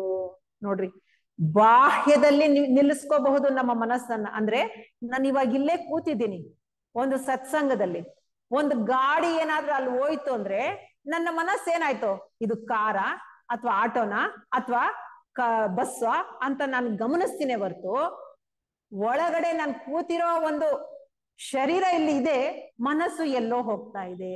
ಆಗ ಪ್ರಯೋಜನ ಇಲ್ಲ. ಪ್ರಯತ್ನ ಪೂರ್ವಕವಾಗಿ ಹೊರಗಡೆ ಹರಿತಾ ಇರ್ತಕ್ಕಂತ ಮನಸ್ಸನ್ನ ಒಳಗಡೆಗೆ ತಂದ್ಕೊಳ್ಬಹುದು. ಆದ್ರೆ ಇದು ಸುಲಭ, ಆದ್ರೆ ಅಂತರಂಗದಲ್ಲಿ ಉಂಟಾಗ್ತಕ್ಕಂತ ಗೊಂದಲ, ಗಡಿಬಿಡಿ ಬಹಳ ಕಷ್ಟ. ಹೊರಗಿನ ಸಮಸ್ಯೆಗಿಂತಲೂ ಒಳಗಿನ ಅಂತರಂಗದಲ್ಲಿ ನಾನು ಶಾಂತವನ್ನ ತಂದುಕೊಳ್ಳೋದು ಕಷ್ಟ ಅನ್ನೋದು ನಾವು ಧ್ಯಾನಕ್ಕೆ ಕೂತಾಗ ಮಾತ್ರ ನಮಗೆ ಗೋಚರ ಆಗುತ್ತೆ. ನಾವು ಕೆಲಸ ಮಾಡ್ತಾ ಇದ್ದಾಗ ಯಾವ ಸಮಸ್ಯೆಗಳು ಇರೋದಿಲ್ಲ. ಯಾವಾಗ ನಾವು ಧ್ಯಾನ ಕೂತ್ಕೊಳ್ತೀವೋ ಪ್ರಾರಂಭ ಒಂದೊಂದೇ ಯೋಚನೆ ಬರೋದಿಕ್ಕೆ ಪ್ರಾರಂಭ ಆಗ್ತಾ, ಆ ಯೋಚನೆಗಳು ಹಿಂದಿನ ದಿವಸದ್ದು ಅಲ್ಲ, ಯಾವತ್ತಿಂದೋ ಗೊತ್ತೇ ಆಗ್ತಾ ಇರೋದಿಲ್ಲ. ನಾವೇನ್ ಮಾಡ್ಬೇಕು, ಅವ್ರು ಅದನ್ನ ಹೇಳುದು, ಮನಸ್ಸನ್ನ ಶಾಂತವಾಗಿಟ್ಕೊಂಡು ಒಂದೊಂದೇ ಆಲೋಚನೆಯನ್ನ ಸುಮ್ನೆ ಸಾಕ್ಷೀಭೂತವಾಗಿ ನೋಡ್ತಾ ಇರಿ. ಅದನ್ನ ಪ್ರಶ್ನಿಸಕ್ ಹೋಗ್ಬೇಡಿ.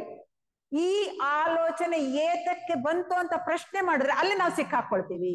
ಅದನ್ನ ಸುಮ್ನೆ ಕೇವಲ ಭಗವಂತ ಹೇಗೆ ನಮ್ಮನ್ನ ಸೃಷ್ಟಿ ಮಾಡಿ ಆಟ ಆಡ್ಕೊಳ್ಳಿ ಅಂತ ಬಿಟ್ಬಿಟ್ಟಿದಾರೋ ಹಾಗೆ ನಾವು ಆ ಯೋಚನೆನೆ ಬರ್ತಾ ಇರುತ್ತೆ ಬಿಡು ಅಂತ ಅಂದ್ಬಿಟ್ಟು ನಾವು ಸುಮ್ನೆ ನೋಡ್ಕೊಂಡು ಹೋಗ್ತಾ ಇದ್ದಾಗ 10-12 ಯೋಚನೆ ಬರ್ತಾ ಇತ್ತು. ನಂತರ ಇನ್ನು ಕಡಿಮೆ ಆಗ್ತಾ ಆಗ್ತಾ ಕೊನೆಗೆ ಆಲೋಚನಾ ರಹಿತ ಸ್ಥಿತಿಗೆ ನಾವು ಹೋಗೋದಿಕ್ಕೆ ಸಾಧ್ಯವಾಗತ್ತೆ. ಇದು ಆಗಬೇಕಾದ್ರೆ ಅನೇಕ ವರ್ಷಗಳಲ್ಲ, ಅನೇಕ ಜನ್ಮಗಳೇ ಬೇಕಾಗತ್ತೆ. ಯಾಕೆಂದ್ರೆ ನಾವೀಗಾಗ್ಲೇ ಎಷ್ಟೋ ವರ್ಷಗಳಿಂದ ಧ್ಯಾನ ಮಾಡ್ತಾ ಇದ್ದೀವಿ. ಆದ್ರೂ ಸಹ JK ಅವರು ಹೇಳಿರ್ತಕ್ಕಂತ ಸ್ಥಿತಿಯನ್ನ ನಾವಿನ್ನೂ ಪಡ್ಕೊಂಡಿಲ್ಲ ಅಂತ ನಾನು ಘಂಟಾಘೋಷವಾಗಿ ಹೇಳ್ತೀನಿ. ಯಾಕೆಂದ್ರೆ ನಾನಂತೂ ಪಡ್ಕೊಂಡಿಲ್ಲ. ಅದಕ್ಕೋಸ್ಕರವಾಗಿ ಆ ಆಲೋಚನಾ ರಹಿತ ಸ್ಥಿತಿ ಯಾವಾಗ ನಾವು ಪಡ್ಕೊಳ್ತೀವೋ ಆಗ ಮಾತ್ರ ಮೌನಕ್ಕೆ ಹೋಗೋದಿಕ್ಕೆ ಸಾಧ್ಯವಾಗುತ್ತೆ. ಅದು ಯಾವಾಗ ಅಂತರಂಗದಲ್ಲಿ ಮೌನವಾಗ್ಬೇಕು.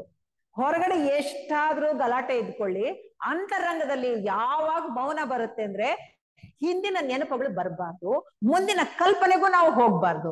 ಇದನ್ನ ನಾವು ಧ್ಯಾನಾಸಕ್ತರಾಗದೇ ಇದ್ದಾಗ್ಲೂ ಸಹ ನಾನು ಯಾವಾಗ ಪ್ರಯತ್ನ ಪಡ್ತೀನೋ ಆಗ ಧ್ಯಾನದಲ್ಲೂ ನಾನು ಅದೇ ರೀತಿಯಾಗಿ ಮುಂದುವರಿಯೋದಿಕ್ಕೆ ಸಾಧ್ಯವಾಗುತ್ತೆ. ನಾನು ಧ್ಯಾನದಲ್ಲಿ ಮಾತ್ರ ನಾನು ಆತರ ಇರ್ಬೇಕು ಅಂದ್ರೆ ಸಾಧ್ಯ ಇಲ್ಲ. ಅನವರತ ನನ್ನ ಜೀವನದಲ್ಲೇ ಅದನ್ನ ನಾನು ಯಾವಾಗ ಅಳವಡಿಸ್ಕೊಳ್ತೀನೋ ಆಗ ಮಾತ್ರ ನಾನು ಆ ಏಕಾಗ್ರತೆ, ಧಾರಣ, ಧ್ಯಾನ ಅನ್ನೋದು ಮಾಡೋದಿಕ್ಕೆ ಸಾಧ್ಯವಾಗುತ್ತೆ. ನೀವು ಅಂತರಂಗಿಕವಾಗಿ ಸಂಪೂರ್ಣವಾಗಿ ನಿಲ್ಲಬೇಕು ಎಂಬುದು. ಅದೇ ಅಂತರಂಗದಲ್ಲಿ ನಾವು ನಿಲ್ಲೋದಿಕ್ಕೆ ಇನ್ನು ಸಾಧ್ಯ ಆಗ್ತಾ ಇಲ್ಲ.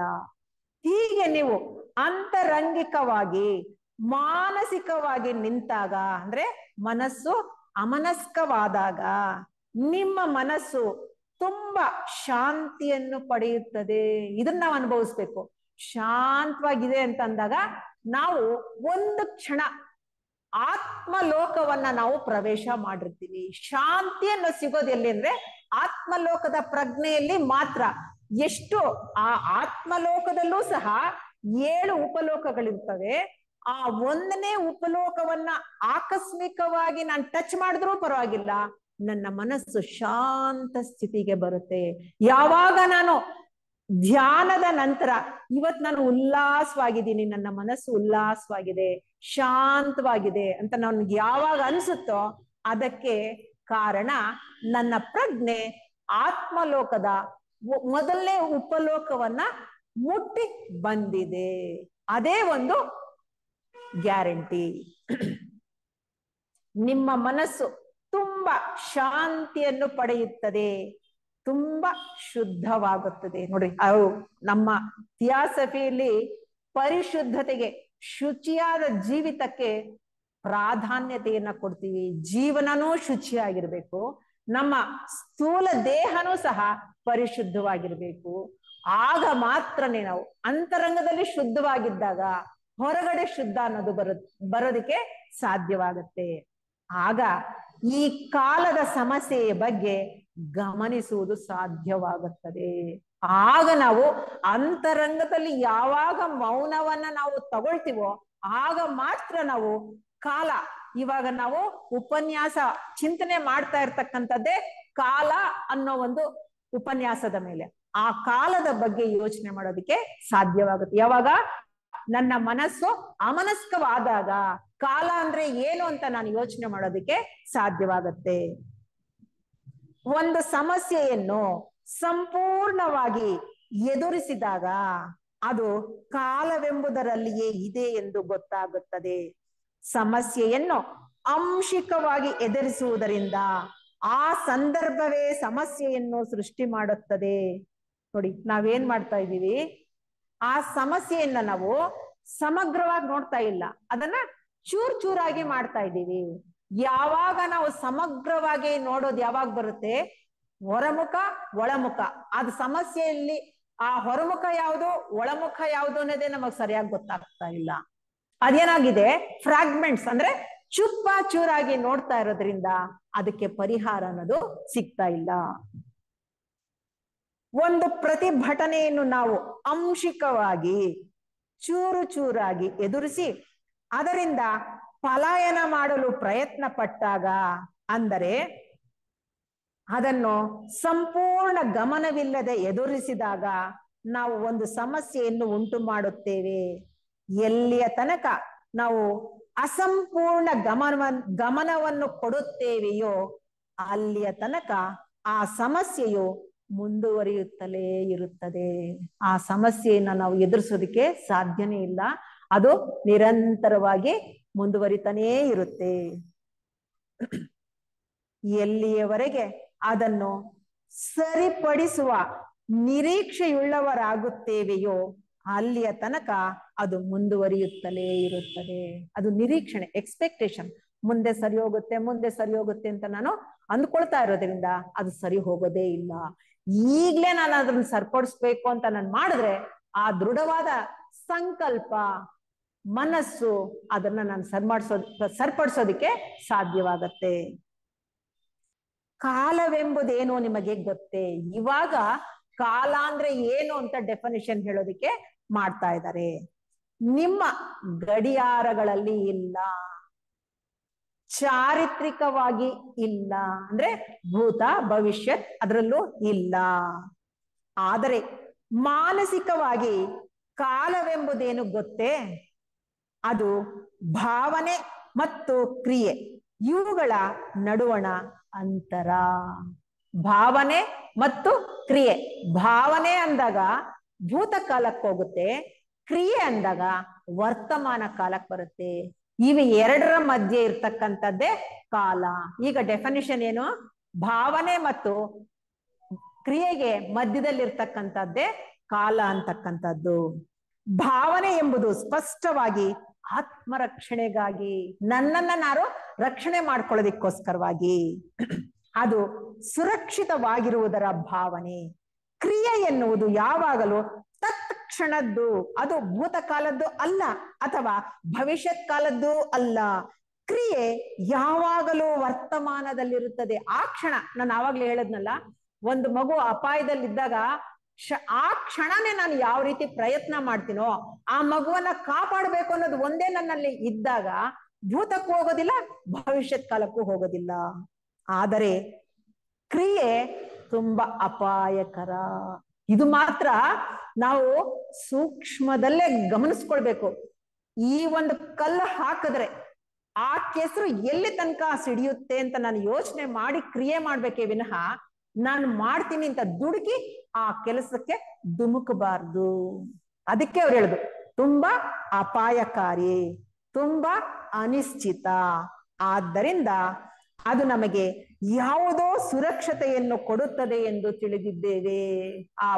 ಆ ಸೂಕ್ಷ್ಮತೆಯನ್ನು ಅರಿದೇ ಇದ್ರೆ ನಮ್ಗೆ ಯಾವುದೇ ಒಂದು ಸುಖ ಅನ್ನೋದು ಸಿಗೋದಿಲ್ಲ. ನೀವು ಇದನ್ನು ನಿಮ್ಮೊಳಗೇ ನೋಡಿಕೊಳ್ಳಿ. ಯಾವುದು ಸರಿ ಯಾವುದು ತಪ್ಪು ಎನ್ನುವ ಬಗ್ಗೆ ನೀವು ಒಂದು ಭಾವನೆ ಇದೆ, ನಮಗ್ ಗೊತ್ತಾಗತ್ತೆ. ಯೋಗ ಪಥದಲ್ಲಿ ಪ್ರಾರಂಭ ಮಾಡಿದೀವಿ, ಯಾವ್ದು ಸರಿ ಯಾವ್ದು ತಪ್ಪು ಅನ್ನೋದು ಈಗಾಗ್ಲೇ ಗೋಚರ ಆಗ್ತಾ ಇದೆ. ಅಥವಾ ನಿಮ್ಮ ಬಗ್ಗೆ, ನಿಮ್ಮ ಸಮಾಜದ ಬಗ್ಗೆ ಯಾವುದೋ ಭಾವನಾಪೂರ್ಣ ಕಲ್ಪನೆಯನ್ನು ಹೊಂದಿದ್ದೀರಿ. ಈ ಭಾವನೆಗೆ ಅನುಸಾರವಾಗಿ ನೀವು ಕೆಲಸ ಮಾಡುತ್ತೀರಿ. ನಮ್ಗೆ ಯಾವಾಗ ಯಾವುದು ಸರಿ ಯಾವುದು ತಪ್ಪು ಅನ್ನೋದು ತಕ್ಷಣ ಗೊತ್ತಾಗುತ್ತೋ ಆಗ ನಾವು ತಪ್ಪು ದಾರಿಗೆ ಹೋಗೋದಿಕ್ಕೆ ಸಾಧ್ಯನೇ ಇಲ್ಲ. ನಮ್ಮ ಅಂತರಂಗ ಹೇಳ್ತಾ ಇರುತ್ತೆ, ನಮ್ಮ ಆತ್ಮ ಸಾಕ್ಷಿಯಾಗಿ ನಾವು ಮುಂದುವರಿತಾ ಇದ್ದೀವಿ. ಆ ಭಾವನೆಗೆ ಅನುಸಾರವಾಗಿ ನೀವು ಕೆಲಸ ಮಾಡುತ್ತೀರಿ. ಆದುದರಿಂದ ಆ ಕ್ರಿಯೆಯು ಆ ಭಾವನೆಗೆ ಅನುಸಾರವಾಗಿರುತ್ತದೆ ಅಥವಾ ಆ ಭಾವನೆಗೆ ಹೆಚ್ಚು ಕಡಿಮೆ ಸರಿ ಹೊಂದುತ್ತದೆ. ಆದುದರಿಂದಲೇ ಅಲ್ಲಿ ಯಾವಾಗಲೂ ಘರ್ಷಣೆ ಇರುವುದು. ಅಲ್ಲಿ ಭಾವನೆ, ಅಂತರಂಗ ಮತ್ತು ಕ್ರಿಯೆ, ಭಾವನೆ ಮತ್ತು ಕ್ರಿಯೆಯ ಚಲನೆಗೆ ಕಾಲ ಅಂತ ಹೇಳಿದ್ರು. ಇವಾಗ ನೋಡಿ, ಭಾವನೆ, ಅಂತರಂಗ ಮತ್ತು ಕ್ರಿಯೆ ಈ ಮೂರೂ ಇವೆ. ಈ ಅಂತರದೊಳಗೆಯೇ ಕಾಲದ ವಿವರವೆಲ್ಲ ತುಂಬಿದೆ. ಆ ಅಂತರವೇ ಮುಖ್ಯವಾಗಿ ಚಿಂತನೆ. ಚಿಂತನೆ ಅಂದ್ರೆ ಏನು? ಯೋಚನೆ. ಯಾವುದ್ರ ಬಗ್ಗೆ? ಭಾವನೆ, ಅಂತರಂಗ ಮತ್ತೆ ಕ್ರಿಯೆ. ನಾವು ಮಾಡ್ತಕ್ಕಂತ ಕೆಲಸ, ನಮ್ಮಲ್ಲಿರ್ತಕ್ಕಂತ ಭಾವನೆ, ನಮ್ಮ ಅಂತರಂಗದಲ್ಲಿ ಮೂಡಿರ್ತಕ್ಕಂಥದ್ದು, ಇವು ಮೂರೂ ಸೇರ್ಕೊಂಡು ಕಾಲವಾಗಿದೆ. ಈ ಮೂರೂ ಇವೆ.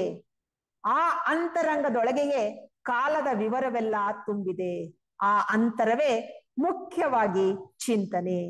ನೀವು ನಾಳೆ ಸುಖಿಗಳಾಗಿರುವೆವು ಎಂದು ಯೋಚಿಸಿದಾಗ ಆ ಕಾಲದಲ್ಲಿ ನೀವು ಯಾವುದೋ ಪರಿಣಾಮವನ್ನು ಸಾಧಿಸುವ ಚಿತ್ರವನ್ನು ಹೊಂದಿದ್ದೀರಿ. ಕಲ್ಪನೆ ಮಾಡ್ಕೊಳ್ತೀವಿ ಯಾವುದೋ ಒಂದು ಚಿತ್ರವನ್ನ.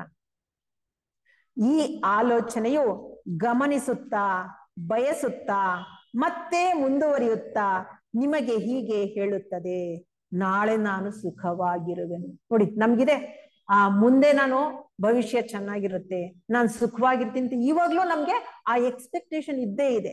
ಆದ್ರೆ ನಾನು ಇವಾಗ್ಲೇ ನಾನು ಸುಖವಾಗಿದ್ದೀನಿ ಅಂತ ನಾನು ಅಂದ್ಕೊಂಡಾಗ ಸುಖವಾಗಿರ್ತೀನಿ. ಇಲ್ಲ ಅಂದ್ರೆ ಆ ಸುಖನೂ ಸಹ ನಾನು ಪೋಸ್ಟ್ಪೋನ್ ಮಾಡ್ತಾ ಇರ್ತೀನಿ. ಯಾವಾಗ ನನ್ನಲ್ಲಿ ತೃಪ್ತಿ ಅನ್ನೋದು ಬರುತ್ತೋ ಆಗ ಇರೋದ್ರಲ್ಲಿ ನೆಮ್ಮದಿಯಾಗಿ ಶಾಂತಿಯಾಗಿರೋದಕ್ಕೆ ಸಾಧ್ಯವಾಗತ್ತೆ. ಈ ಆಲೋಚನೆಯು ಗಮನಿಸುತ್ತಾ, ಬಯಸುತ್ತಾ, ಮತ್ತೆ ಮುಂದುವರಿಯುತ್ತಾ ನಿಮಗೆ ಹೇಳುತ್ತದೆ, ನಾಳೆ ನಾನು ಸುಖವಾಗಿರುವೆನು, ನಾಳೆ ನಾನು ಯಶಸ್ಸನ್ನು ಪಡೆಯುವೆನು, ನಾಳೆ ಪ್ರಪಂಚವು ತುಂಬಾ ಸುಂದರವಾದ ಸ್ಥಳವಾಗಿರುವುದು. ಆದುದರಿಂದ ಆಲೋಚನೆಯು ಅಂತರವನ್ನು ನಿರ್ಮಿಸುತ್ತದೆ, ಅದೇ ಕಾಲ. ಈ ಆಲೋಚನೆ ಇದೆಯಲ್ಲ ಅದು ಅಂತರವನ್ನ ನಿರ್ಮಾಣ ಮಾಡ್ತಾ ಇರುತ್ತೆ. ಅದೇ ಕಾಲ. ನಾವೀಗ ಕೇಳುತ್ತಿದ್ದೇವೆ, ಕಾಲಕ್ಕೆ ತಡೆ ಹಾಕಲು ಸಾಧ್ಯವೇ? ನಾವ್ಯಾರು ಕಾಲವನ್ನ ತಡೆಯೋದಿಕ್ಕೆ? ಸಾಧ್ಯನೇ ಇಲ್ಲ. ಆಲೋಚನೆಗೆ ನಾಳೆ ಎಂಬುದಿಲ್ಲ ಎಂಬಂತೆ ಇರಬಲ್ಲವೇ? ಏಕೆಂದರೆ ಕಾಲವೇ ದುಃಖ. ಇವಾಗ ಇಲ್ಲಿವರೆಗೂ ಕಾಲ ಅನ್ನೋದನ್ನ ಸಮಯಕ್ಕೆ ತಗೊಂಡೋದ್ರು, ಈಗ ಕಾಲ ಅಂದಾಗ ಮರಣಕ್ಕೆ ತಗೊಂಡು ಹೋಗ್ತಾ ಇದ್ದಾರೆ. ಆ ಮರಣ ಅಂದಾಗ ನಮ್ಗೆ ದುಃಖ ಅನ್ನೋದು ಆವರಿಸುತ್ತೆ. ಆದ್ರೆ ಈ ಕ್ಷಣದಲ್ಲೇ ನನ್ನ ಸಾವು ಬಂದ್ರು ಪರವಾಗಿಲ್ಲ ಅನ್ನೋ ಒಂದು ಧೈರ್ಯ ನಮ್ಗೆ ಇಲ್ಲ. ಸಾವಿನ ಭಯ ನಮ್ಗೀಗಾಗ್ಲೇ 60ರಿಂದ 70ರಲ್ಲೇ ಇದ್ದೀವಿ ನಾವೆಲ್ಲಾರು ಇವಾಗ. ಆದ್ರೂ ಸಹ ನಮ್ಗೆ ಇಷ್ಟು ವರ್ಷ ಜೀವನ ನಡೆಸಿದ್ದೀವಪ್ಪ, ಸುಖವಾಗಿ ಸಾಯೋಣ, ಅಯ್ಯೋ ಸಾವು ಅನ್ನೋದು ನಮ್ಗೆ ಪ್ರಮೋಷನ್ ಅಂತ ನಮ್ಗೆ ಯಾವಾಗ ಅನ್ಸುತ್ತೋ ಆವಾಗ ನಮ್ಗೆ ಮರಣ ಭಯ ಅನ್ನೋದು ಇರೋದಿಲ್ಲ. ಆದರೂ ನಾನು ಎಲ್ಲಿ ಬೇರೆಯವ್ರ ಕೈ ಕೆಳಗೆ ಸಿಕ್ಕಾಕೊಳ್ತೀನೋ, ಯಾರ ಹತ್ರ ಮಾಡಿಸ್ಕೊಳ್ಬೇಕೋ ಆ ಒಂದು ಮರಣ ಭಯ ನಮ್ಗೆ ಕಾಡ್ತಾನೆ ಇರುತ್ತೆ. ಏಕೆಂದರೆ ಕಾಲವೇ ದುಃಖ. ನಿನ್ನೆ ಅಥವಾ 1000 ನಿನ್ನೆಗಳ ಹಿಂದೆ ನೀವು ಪ್ರೀತಿಸಿದ್ದೀರಿ, ಒಬ್ಬ ಜೊತೆಗಾತಿಯನ್ನು ಹೊಂದಿದ್ದೀರಿ, ಈಗ ಆಕೆ ಇಲ್ಲ. ಆ ನೆನಪು ಉಳಿದಿರುತ್ತದೆ. ನೀವು ಆ ಸುಖದ ಆ ದುಃಖದ ಬಗ್ಗೆ ಯೋಚಿಸುತ್ತಿದ್ದೀರಿ. ನೀವು ಹಿಂದಕ್ಕೆ ನೋಡುತ್ತಿದ್ದೀರಿ, ಅಪೇಕ್ಷಿಸುತ್ತಾ, ನಿರೀಕ್ಷಿಸುತ್ತಾ, ಪಶ್ಚಾತ್ತಾಪ ಪಡುತ್ತಾ. ಹೀಗೆ ಆಲೋಚನೆಯು ಆ ಅನುಭವವನ್ನು ಮತ್ತೆ ಮತ್ತೆ ನೆನೆಸಿಕೊಳ್ಳುತ್ತಾ ದುಃಖವನ್ನು ಉಂಟು ಮಾಡುತ್ತದೆ. ಆದ್ದರಿಂದ ಕಾಲಕ್ಕೆ ನಿರಂತರತೆಯನ್ನು ಉಂಟು ಮಾಡುತ್ತದೆ. ಹಿಂದಿನದ ನಡೆದಿರ್ತಕ್ಕಂಥ ಘಟನೆಯನ್ನ ನೆನೆಸ್ಕೊಂಡು ದುಃಖವನ್ನ ನಾವು ಅನುಭವಿಸ್ತಾ ಇರ್ತೀವಿ. ಎಲ್ಲಿಯ ತನಕ ಆಲೋಚನೆಯಿಂದ ಸೃಷ್ಟಿಯಾದ ಕಾಲದ ಅಂತರವಿರುತ್ತದೆಯೋ ಅಲ್ಲಿಯ ತನಕ ದುಃಖವಿದ್ದೇ ಇರುತ್ತದೆ. ಅಲ್ಲಿಯ ತನಕ ಭಯದ ನಿರಂತರತೆ ಇದ್ದೇ ಇರುತ್ತದೆ. ಈ ಅಂತರ ಕೊನೆಗಾಣಬಹುದೇ ಎಂದು ಯಾರೂ ತಮ್ಮನ್ನು ಕೇಳಿಕೊಳ್ಳುವುದೇ ಇಲ್ಲ. ನಮ್ಮನ್ನ ನಾವು ಯಾವತ್ತಾದ್ರೂ ಕೇಳ್ಕೊಂಡಿದೀವ ಈ ಕಾಲ ಅನ್ನೋದು ಯಾವಾಗ ಕೊನೆ ಆಗುತ್ತೆ ಅಂತ? ಇಲ್ವೇ ಇಲ್ಲ. ನೀವು ಇದು ಏನಾದರೂ ಕೊನೆಗಾಣುತ್ತದೆಯೇ ಎಂದು ಪ್ರಶ್ನಿಸಿದರೆ ಅದು ಕೂಡಲೇ ಒಂದು ಭಾವನೆಯಾಗುತ್ತದೆ. ನೀವು ಸಾಧಿಸಬೇಕಾದ್ದು ಒಂದಿದೆ, ಆದುದರಿಂದ ಒಂದು ಅಂತರ ಸೃಷ್ಟಿ ಆಯಿತು, ಮತ್ತೆ ನೀವು ಸಿಕ್ಕಿ ಹಾಕಿಕೊಳ್ಳುತ್ತೀರಿ. ನೋಡಿ, ಜೆ.ಕೆ. ಅವರು ನಮ್ಮನ್ನ ಆ ಕಾಲದಿಂದ ಬಿಡುಗಡೆ ಮಾಡೋದಕ್ಕೋಸ್ಕರ ಎಷ್ಟು ಸೂಕ್ಷ್ಮವಾಗಿ ನಮ್ಮನ್ನ ಕರ್ಕೊಂಡು ಹೋಗ್ತಾ ಇದ್ದಾರೆ ಅಂತ. ಈಗ ಬಹುಮಂದಿಗೆ ಬೃಹತ್ ಸಮಸ್ಯೆಯಾಗಿರುವ ಸಾವಿನ ಪ್ರಶ್ನೆಯನ್ನು ತೆಗೆದುಕೊಳ್ಳೋಣ. ನೀವು ಸಾವು ಎಂದರೆ ಏನೆಂಬುದನ್ನು ಬಲ್ಲಿರಿ. ಗೊತ್ತು ನಮ್ಗೆ ಸಾವು ಅಂದ್ರೆ ಏನು ಅಂತ. ಪ್ರತಿನಿತ್ಯವೂ ಅವ್ರು ಸತ್ರು ಇವ್ರು ಸತ್ರು ಅಂತ ಹೇಳ್ತೀವಿ ವಿನಃ ನಾನ್ ಸಾಯೋದು ನಿಶ್ಚಿತ ಅನ್ನೋದು ನನಗೆ ಗೊತ್ತೇ ಇಲ್ಲ. ನಿಮ್ಮ ಬಳಿಯೇ ಸಾವು ಅನ್ನೋದು ಸುಳಿದಾಡ್ತಾ ಇರುತ್ತೆ. ಅದು ಒಂದು ಸಮಸ್ಯೆ ಎಲ್ಲವೆಂಬಂತೆ ಅದನ್ನು ಗಣಿಸಲು ಸಾಧ್ಯವೇ? ಅದೊಂದು ಸಮಸ್ಯೆ ಅಲ್ಲ ಅಂತ ನಾನು ಮಾಡ್ತೀನಾ? ಅದನ್ನು ಆ ರೀತಿ ಕಾಣಲು ಸಾಧ್ಯವಾಗಬೇಕಾದರೆ ಅದರ ಬಗ್ಗೆ ಇರುವ ಎಲ್ಲ ನಂಬಿಕೆಗಳು, ಎಲ್ಲ ನಿರೀಕ್ಷೆಗಳು, ಎಲ್ಲ ಭಯಗಳು ಕೊನೆಗಾಗಬೇಕು. ಇಲ್ಲದಿದ್ದರೆ ಈ ಅಸಾಧಾರಣ ವಿಷಯವನ್ನು ಕುರಿತ ಒಂದು ನಿರ್ಧಾರ, ಒಂದು ಚಿತ್ರ, ಹಿಂದಿನಿಂದಲೂ ಇರುವ ಒಂದು ಆತಂಕ ನಿರ್ಮಾಣವಾಗುತ್ತದೆ. ಹೀಗೆ ಸಾವು, ಕಾಲ ಇವುಗಳು ಕೂಡಿರುತ್ತವೆ. ಅವ್ರು ಎಷ್ಟು ಆ ಮರಣದ ಬಗ್ಗೆ ಭಯವನ್ನ ಇಟ್ಕೋಬೇಡಿ ಅಂತ ನಮ್ಗೆ ಬಿಡಿಸ್ತಾ ಹೋಗ್ತಾರೆ. ಈಗ ಜೆ.ಕೆ. ರವರು ಕಾಲವನ್ನು ಮರಣಕ್ಕೆ ಅರ್ಥೈಸುತ್ತಾರೆ. ಕಾಲವೆನ್ನುವುದು ನೋಡುವವನ ಮತ್ತು ನೋಡುವ ವಸ್ತುವಿನ ನಡುವಣ ಅಂತರ. ಅಂದರೆ ನೋಡುವ ನೀವು ಸಾವಿಗೆ ಹೆದರಿದ್ದೀರಿ, ಅದು ಏನೆಂದು ನಿಮಗೆ ಗೊತ್ತಿಲ್ಲ. ನಾವು ಸಾವು ಅಂದ್ರೆ ಏನು ಅಂತ ಪುಸ್ತಕದಲ್ಲಿ ಓದಿದ್ದೀವಿ, ಅವರು ಇವರು ಓದಾಕ್ ತಿಳ್ಕೊಂಡಿದ್ದೀವಿ ವಿನಃ ಸ್ವತಃ ಇನ್ನು ಅನುಭವಕ್ಕೆ ಬಂದಿಲ್ಲ. ಅದರ ಬಗ್ಗೆ ಅನೇಕ ನಿರೀಕ್ಷೆಗಳು, ಸಿದ್ಧಾಂತಗಳು ಇವೆ. ನೀವು ಪುನರ್ಜನ್ಮದಲ್ಲಿ ಅಥವಾ ಪುನರುತ್ಥಾನದಲ್ಲಿ ನಂಬಿಕೆಯನ್ನಿಟ್ಟಿದ್ದೀರಿ. ಪುನರ್ಜನ್ಮ ಮತ್ತೆ ಪುನರುತ್ಥಾನ ಅಂದ್ರೆ ಹುಟ್ಟೋದು ಮತ್ತೆ ಸಾಯೋದು, ಇದರಲ್ಲಿ ಪೂರ್ತಿ ನಂಬಿಕೆ ಇದೆ. ಆತ್ಮವೆಂದು ಕರೆಯುವ ಅನಾದಿ ಅನಂತವಾದ ಅನೇಕ ಹೆಸರುಗಳುಳ್ಳ ಒಂದು ಆಧ್ಯಾತ್ಮಿಕ ಘಟಕದಲ್ಲಿ ನೀವು ನಂಬಿಕೆ ಇಟ್ಟಿದ್ದೀರಿ. ಆತ್ಮ ಅಂದಾಗ ಅದಕ್ಕೆ ಆದಿ ಆಗ್ಲಿ ಅಥವಾ ಅನಂತ ಆಗ್ಲಿ ಇಲ್ವೇ ಇಲ್ಲ, ಅದು ನಿರಂತರ. ಹಿಂದೆನೂ ಇತ್ತು, ಇವಾಗ್ಲೂ ಇದೆ, ಮುಂದನೂ ಹೊರೆಯುತ್ತೆ.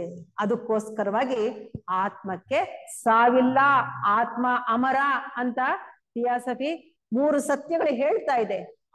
ಆದರೂ ನಾವು ಅದಕ್ಕೆ ಸಾವಿಗೆ ಹೆದರ್ಕೊಂಡು ಅಯ್ಯೋ ಏನಾಗುತ್ತೋ ಅನ್ನೋ ಭಯದಲ್ಲೇ ಜೀವನವನ್ನ ನಡೆಸ್ತಾ ಇದ್ದೀವಿ. ಆತ್ಮವೆಂಬುದು ಇದೆಯೇ ಎಂಬುದು ನಿಮಗೆ ಗೊತ್ತೇ, ಅಥವಾ ಇತರರಿಂದ ನಿಮಗೆ ಬಂದ ಭಾವನೆ? ಆತ್ಮ ಅನ್ನೋದು ಇದೆ ಅನ್ನೋದು ನಿಮಗ್ ಗೊತ್ತಾ, ಅಥವಾ ಅವರು ಇವರು ಹೇಳಿರ್ತಕ್ಕಂತ ಒಂದು ಭಾವನೆನಾ? ಆಲೋಚನೆಗೆ ಅತೀತವಾದ, ನಿರಂತರವಾದ, ಶಾಶ್ವತವಾದ ಯಾವುದಾದರೂ ಇದೆಯೇ? ಆಲೋಚನೆಯು ಅದನ್ನು ಕುರಿತು ಚಿಂತಿಸುವುದು ಸಾಧ್ಯವಾದರೆ ಅದು ಆಲೋಚನೆಯ ಒಳಗಡೆಯೇ ಇದೆ ಎಂದರ್ಥ. ಯಾವುದು? ಸಾವು ಅನ್ನೋದು ನಮ್ಮ ಆಲೋಚನೆಯಲ್ಲೇ ಇದೆ. ಹಾಗಾದರೆ ಅದು ಶಾಶ್ವತವಲ್ಲ. ಏಕೆಂದರೆ ಆಲೋಚನೆಯ ಕ್ಷೇತ್ರದಲ್ಲಿ ಶಾಶ್ವತ ಅನ್ನೋದಿಲ್ಲ. ಆಲೋಚನೆ ಅಂದಾಗ ಹಿಂದೆ ಇದ್ದಿದ್ದೇ ಬೇರೆ, ಇವಾಗ್ಲಿರೋದೇ ಬೇರೆ, ಮುಂದೆ ಇರೋದೇ ಬೇರೆ ಆಲೋಚನೆ ಆಗಿರೋದ್ರಿಂದ ಅದು ಶಾಶ್ವತ ಅಲ್ಲ. ಆದ್ರೆ ಆತ್ಮ ನಿರಂತರ. ಯಾವುದೂ ಶಾಶ್ವತವಲ್ಲವೆನ್ನುವುದನ್ನು ಕಂಡು ಹಿಡುವುದು ಅತ್ಯಂತ ಮುಖ್ಯವಾದುದು. ಏಕೆಂದರೆ ಆಗಲೇ ಮನಸ್ಸು ಸ್ವತಂತ್ರ. ಇದಕ್ಕೋಸ್ಕರ ನಾವು ಒದ್ದಾಡ್ತಾ ಇದ್ದೀವಿ. ನನ್ನ ಮನಸ್ಸು ಇದನ್ನೆಲ್ಲ ಬಿಡಿಸ್ಕೊಂಡು ಸ್ವತಂತ್ರವಾಗೋದಿಕ್ಕೆ ನಾನು ಪ್ರಯತ್ನ ಪಡ್ತಾ ಇರ್ಬೇಕು, ಆಗ ನೋಟ ಸಾಧ್ಯ. ಹೇಳಿದ್ನಲ್ಲ ಅವಾಗ್ಲೇ, ನೋಡುವಿಕೆ ಮಾತ್ರ ಇರ್ಬೇಕು ಅಂದ್ರೆ ನನ್ನ ಮನಸ್ಸು ಸ್ವತಂತ್ರವಾಗಿರ್ಬೇಕು. ಸ್ವತಂತ್ರವಾಗಿರ್ಬೇಕು ಅಂದ್ರೆ ಭೂತ ಅಥವಾ ಭವಿಷ್ಯದಲ್ಲಿ ಇಲ್ಲದೆ ವರ್ತಮಾನದಲ್ಲಿ ಕ್ರಿಯಾ ರೂಪದಲ್ಲಿ ಇರಬೇಕು. ಆಗ ನಮ್ಮ ಜೀವನ ಆನಂದದಾಯಕ. ಆನಂದ ಅನ್ನೋದು ಯಾವಾಗ ಸಿಗುತ್ತೆ? ಆ ಒಂದು ಸ್ಥಿತಿಯನ್ನ ನಾನು ಅನುಭವಿಸಿದಾಗ ಮಾತ್ರ ಆನಂದವನ್ನ ನಾನು ಪಡ್ಕೊಳ್ಳೋದಿಕ್ಕೆ ಸಾಧ್ಯವಾಗತ್ತೆ. ನಿಮಗೆ ಗೊತ್ತಿಲ್ಲದುದರ ಬಗ್ಗೆ ಭಯ ಪಡಬೇಕಾಗಿಲ್ಲ. ಸಾವಿನ ಬಗ್ಗೆ ನಮಗ್ ಗೊತ್ತಿಲ್ಲ, ಆದ್ರೂ ಸುಮ್ಮನೆ ಭಯ ಪಡ್ತಾ ಇದ್ದೀವಿ. ಗೊತ್ತಿಲ್ಲದೆ ಇರೋದ್ರ ಬಗ್ಗೆ ಭಯ ಪಡಬೇಕಾಗಿಲ್ಲ. ಏಕೆಂದರೆ ನಮಗೆ ಗೊತ್ತಿಲ್ಲದಿರುವುದು ಏನೆಂಬುದು ನಿಮಗೆ ತಿಳಿಯದು, ಆದುದರಿಂದ ಭಯವಿಲ್ಲ. ಸಾವು ಎಂಬುದು ಒಂದು ಪದ. ಅವ್ರು ಎಷ್ಟು ಚೆನ್ನಾಗಿ ಹೇಳ್ತಾರೆ. ಸಾವು ಅನ್ನೋದು 2 ಅಕ್ಷರಗಳಿಂದ ಕೂಡಿರ್ತಕ್ಕಂಥ ಒಂದು ಕೇವಲ ಒಂದು ಪದ ಮಾತ್ರ.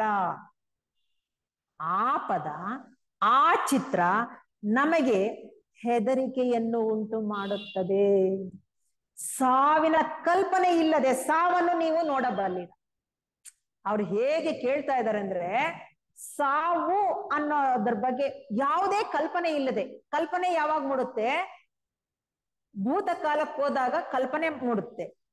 ಆವಾಗ ನೀವು ಭೂತಕಾಲದಲ್ಲಿ ಇಲ್ಲದೆ ಸಾವನ್ನ ನೀವು ನೋಡಿದಾಗ ಆಲೋಚನೆಯನ್ನು ಉಂಟು ಮಾಡುವ ಕಲ್ಪನೆ ಇರುವ ತನಕ ಅದು ಭಯವನ್ನು ಉಂಟು ಮಾಡುತ್ತಲೇ ಇರುತ್ತದೆ. ಯಾವಾಗ ಕಲ್ಪನೆ ಅನ್ನೋದು ಇರುತ್ತೋ ಆವಾಗ ಭಯ ಅನ್ನೋದು ನಿಶ್ಚಿತ. ಆಗ ನೀವು ಆ ಭಯವನ್ನು ಕುರಿತು ತಾರ್ಕಿಕವಾಗಿ ಆಲೋಚಿಸುತ್ತೀರಿ, ತರ್ಕ ಮಾಡ್ತಾ ಇದ್ದೀರಾ ಆ ಸಾವಿನ ಬಗ್ಗೆ, ಮರಣದ ಬಗ್ಗೆ. ಅನಿವಾರ್ಯವಾದುದ ಎದುರು ಒಂದು ವಿರೋಧವನ್ನು ಕಾಣುತ್ತೀರಿ. ಸಾವು ಅನ್ನೋದು ಅನಿವಾರ್ಯ, ಬಂದೇ ಬರುತ್ತೆ. ಯಾವಾಗ ನಾವು ಹುಟ್ಟಿದೀವೋ ಸಾವು ಖಚಿತ, ಅದಕ್ಕೆ ಯಾಕೆ ನಾವು ಎದುರ್ಕೊಳ್ಬೇಕು? ಅದು ಬಂದೇ ಬರುತ್ತೆ. ಅಲ್ಲಿ ವಿರೋಧವನ್ನು ಕಾಣುತ್ತೀರಿ. ಆ ಭಯದಿಂದ ನಿಮ್ಮನ್ನು ಕೊಳ್ಳಲು ಆ ಭಯದಿಂದ ನಾವು ರಕ್ಷಣೆ ಮಾಡ್ಕೊಳ್ಳೋದಿಕ್ಕೋಸ್ಕರವಾಗಿ ಅಸಂಖ್ಯಾತವಾದ ನಂಬಿಕೆಗಳನ್ನು ಕಂಡು ಹಿಡಿಯುತ್ತೀರಿ. ಆದುದರಿಂದ ನಿಮಗೂ ನೀವು ಹೆದರಿಕೊಂಡಿರುವ ವಿಷಯಕ್ಕೂ ನಡುವೆ ಅಂತರವಿದ್ದಂತಾಯಿತು. ಆ ನಂಬಿಕೆ ಏನ್ ಮಾಡತ್ತೆ? ನಮಗೆ ಅಂತರವನ್ನ ಏರ್ಪಾಟ್ ಮಾಡಿ ಆ ಭಯವನ್ನ, ಸಾವಿನ ಬಗ್ಗೆ ಇರ್ತಕ್ಕಂಥ ಭಯವನ್ನ ಇನ್ನೂ ಹೆಚ್ಚು ಮಾಡ್ತಾ ಇದೆ. ಈ ಕಾಲ ದೂರದ ಅಂತರದಲ್ಲಿ ಘರ್ಷಣೆ ಇರಲೇಬೇಕು. ಈ ಘರ್ಷಣೆಯೇ ಭಯ, ಆತಂಕ, ಸ್ವಾನುಕಂಪ. ನನ್ನ ಬಗ್ಗೆ ನಾನು ಅನುಕಂಪವನ್ನ ಪಟ್ಕೊಳ್ತಾ ಇದ್ದೀನಿ. ಅನುಕಂಪ ಬೇರೆಯವ್ರ ಬಗ್ಗೆ ಇರ್ಬೇಕೇ ವಿನಃ ನನ್ನ ಬಗ್ಗೆ ನಾನು ಅನುಕಂಪವನ್ನ ಮಾಡ್ಕೊಳ್ಬಾರ್ದು. ಅನುಕಂಪ ನನ್ನ ಬಗ್ಗೆ ಉಂಟಾದ್ರೆ ನಾನು ಬೆಳವಣಿಗೆಯಲ್ಲಿ ಕುಂಠಿತವಾಗ್ತೀನಿ. ಬೇರೆಯವ್ರ ಬಗ್ಗೆ ನನಗೆ ಅನುಕಂಪ ಉಂಟಾದಾಗ ನಾನು ಬೆಳವಣಿಗೆಯಲ್ಲಿ ವಿಕಾಸವನ್ನ ಹೊಂದುತ್ತೀನಿ.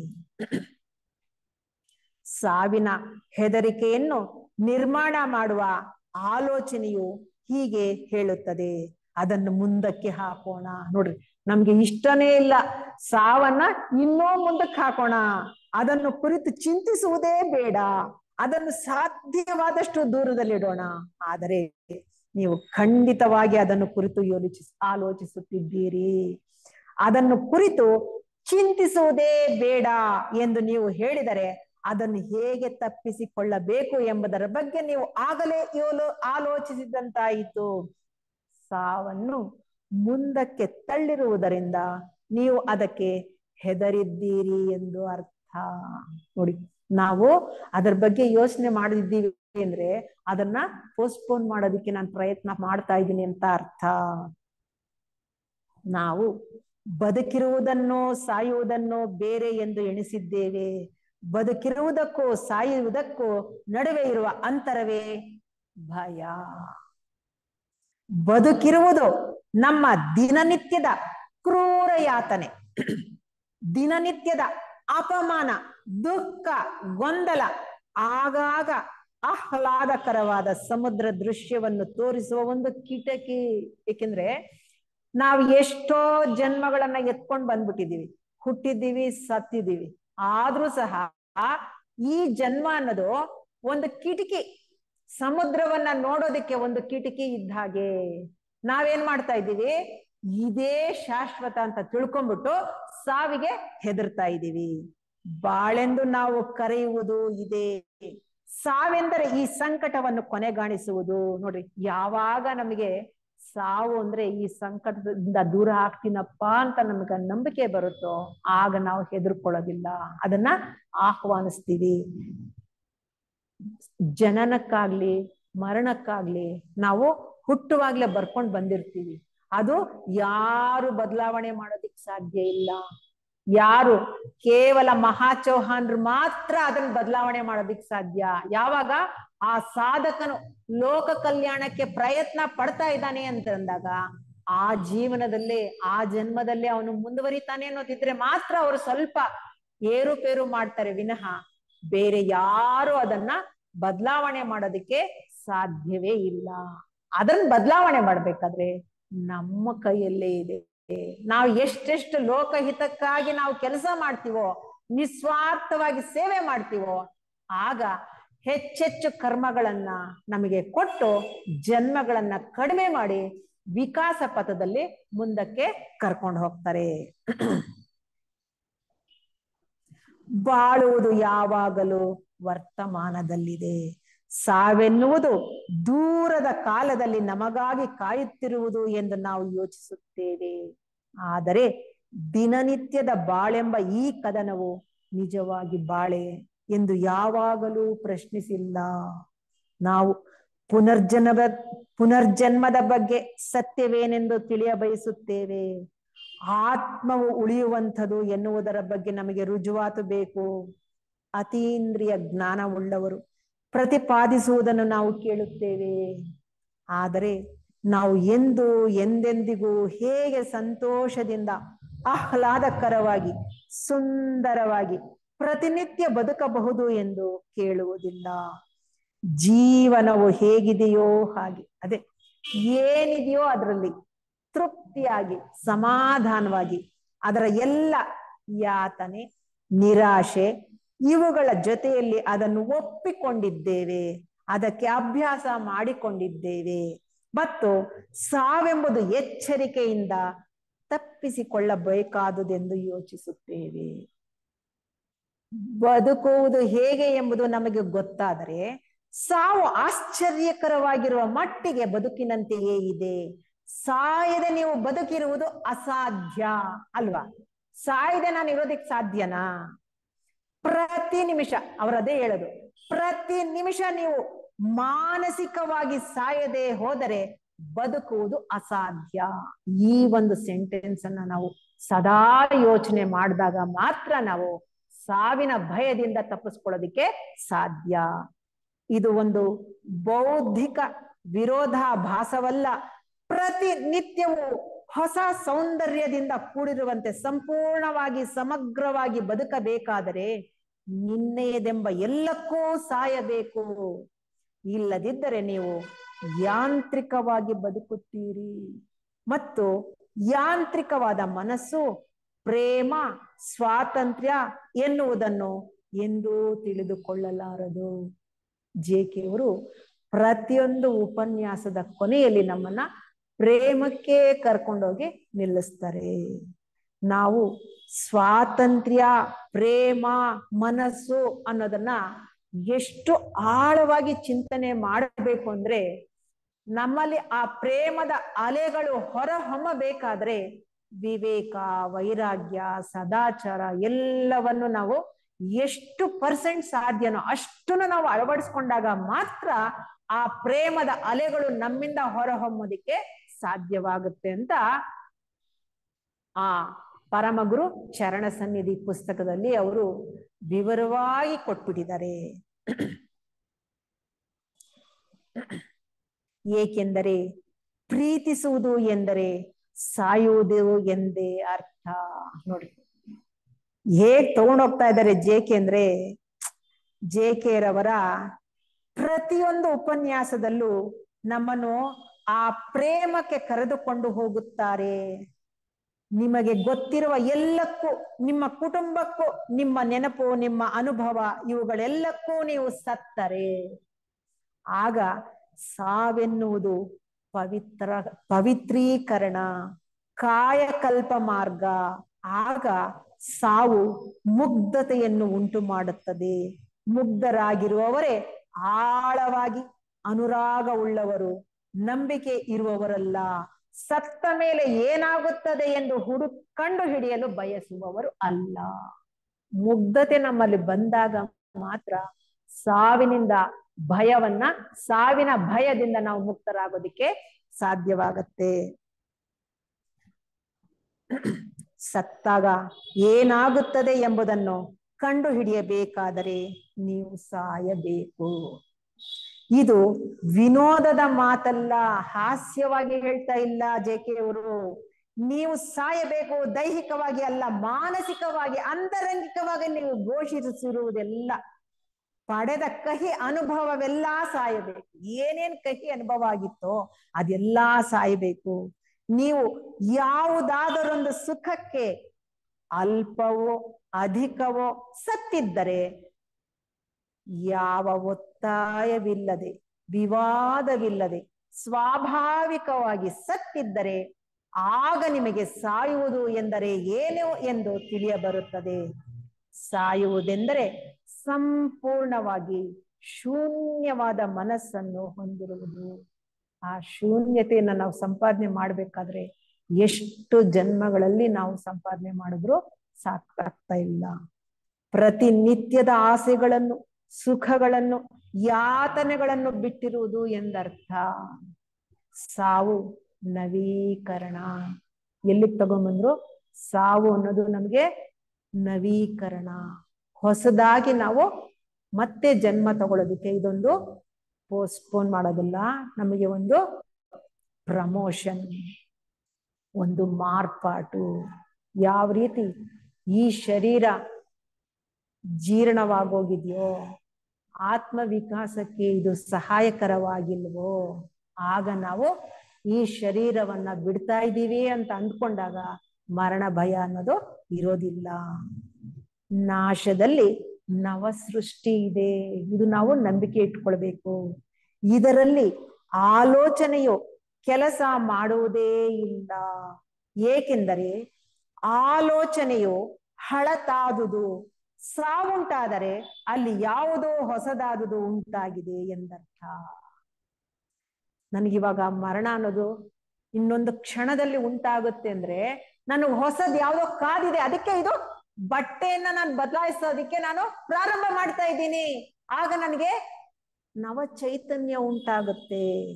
ನಮಗೆ ತಿಳಿದಿರುವುದರಿಂದ ಬಿಡುಗಡೆ ಹೊಂದುವುದೇ ಸಾವು. ಆಗ ನೀವು ಬದುಕಿದ್ದೀರಿ ಎಂದರ್ಥ. ಏನನ್ನ ನಾನು ತಿಳ್ಕೊಂಡಿದ್ದೀನೋ ಅದರಿಂದ ಯಾವಾಗ ನಾನು ಬಿಡುಗಡೆಯನ್ನ ಪಡಿತೀನೋ ಅದೇ ನನಗೆ ಹೊಸ ಜನ್ಮ. ತಿಳಿದಿರುವುದರಿಂದ ನಾನು ಯಾವಾಗ ಬಿಡುಗಡೆಯನ್ನ ಹೊಂದುತ್ತೀನೋ ಆಗ ನಾನು ಕಾಲದ ಬಗ್ಗೆ ನಾನು ತಿಳುವಳಿಕೆಯನ್ನ ಪಡ್ಕೊಳ್ಳೋದಕ್ಕೆ ಸಾಧ್ಯವಾಗುತ್ತೆ. ಈ ಒಂದು ಅವಕಾಶವನ್ನ ಕೊಟ್ಟಿದ್ದಕ್ಕಾಗಿ ನಿಮ್ಗೆಲ್ಲರಿಗೂ ಧನ್ಯವಾದಗಳು.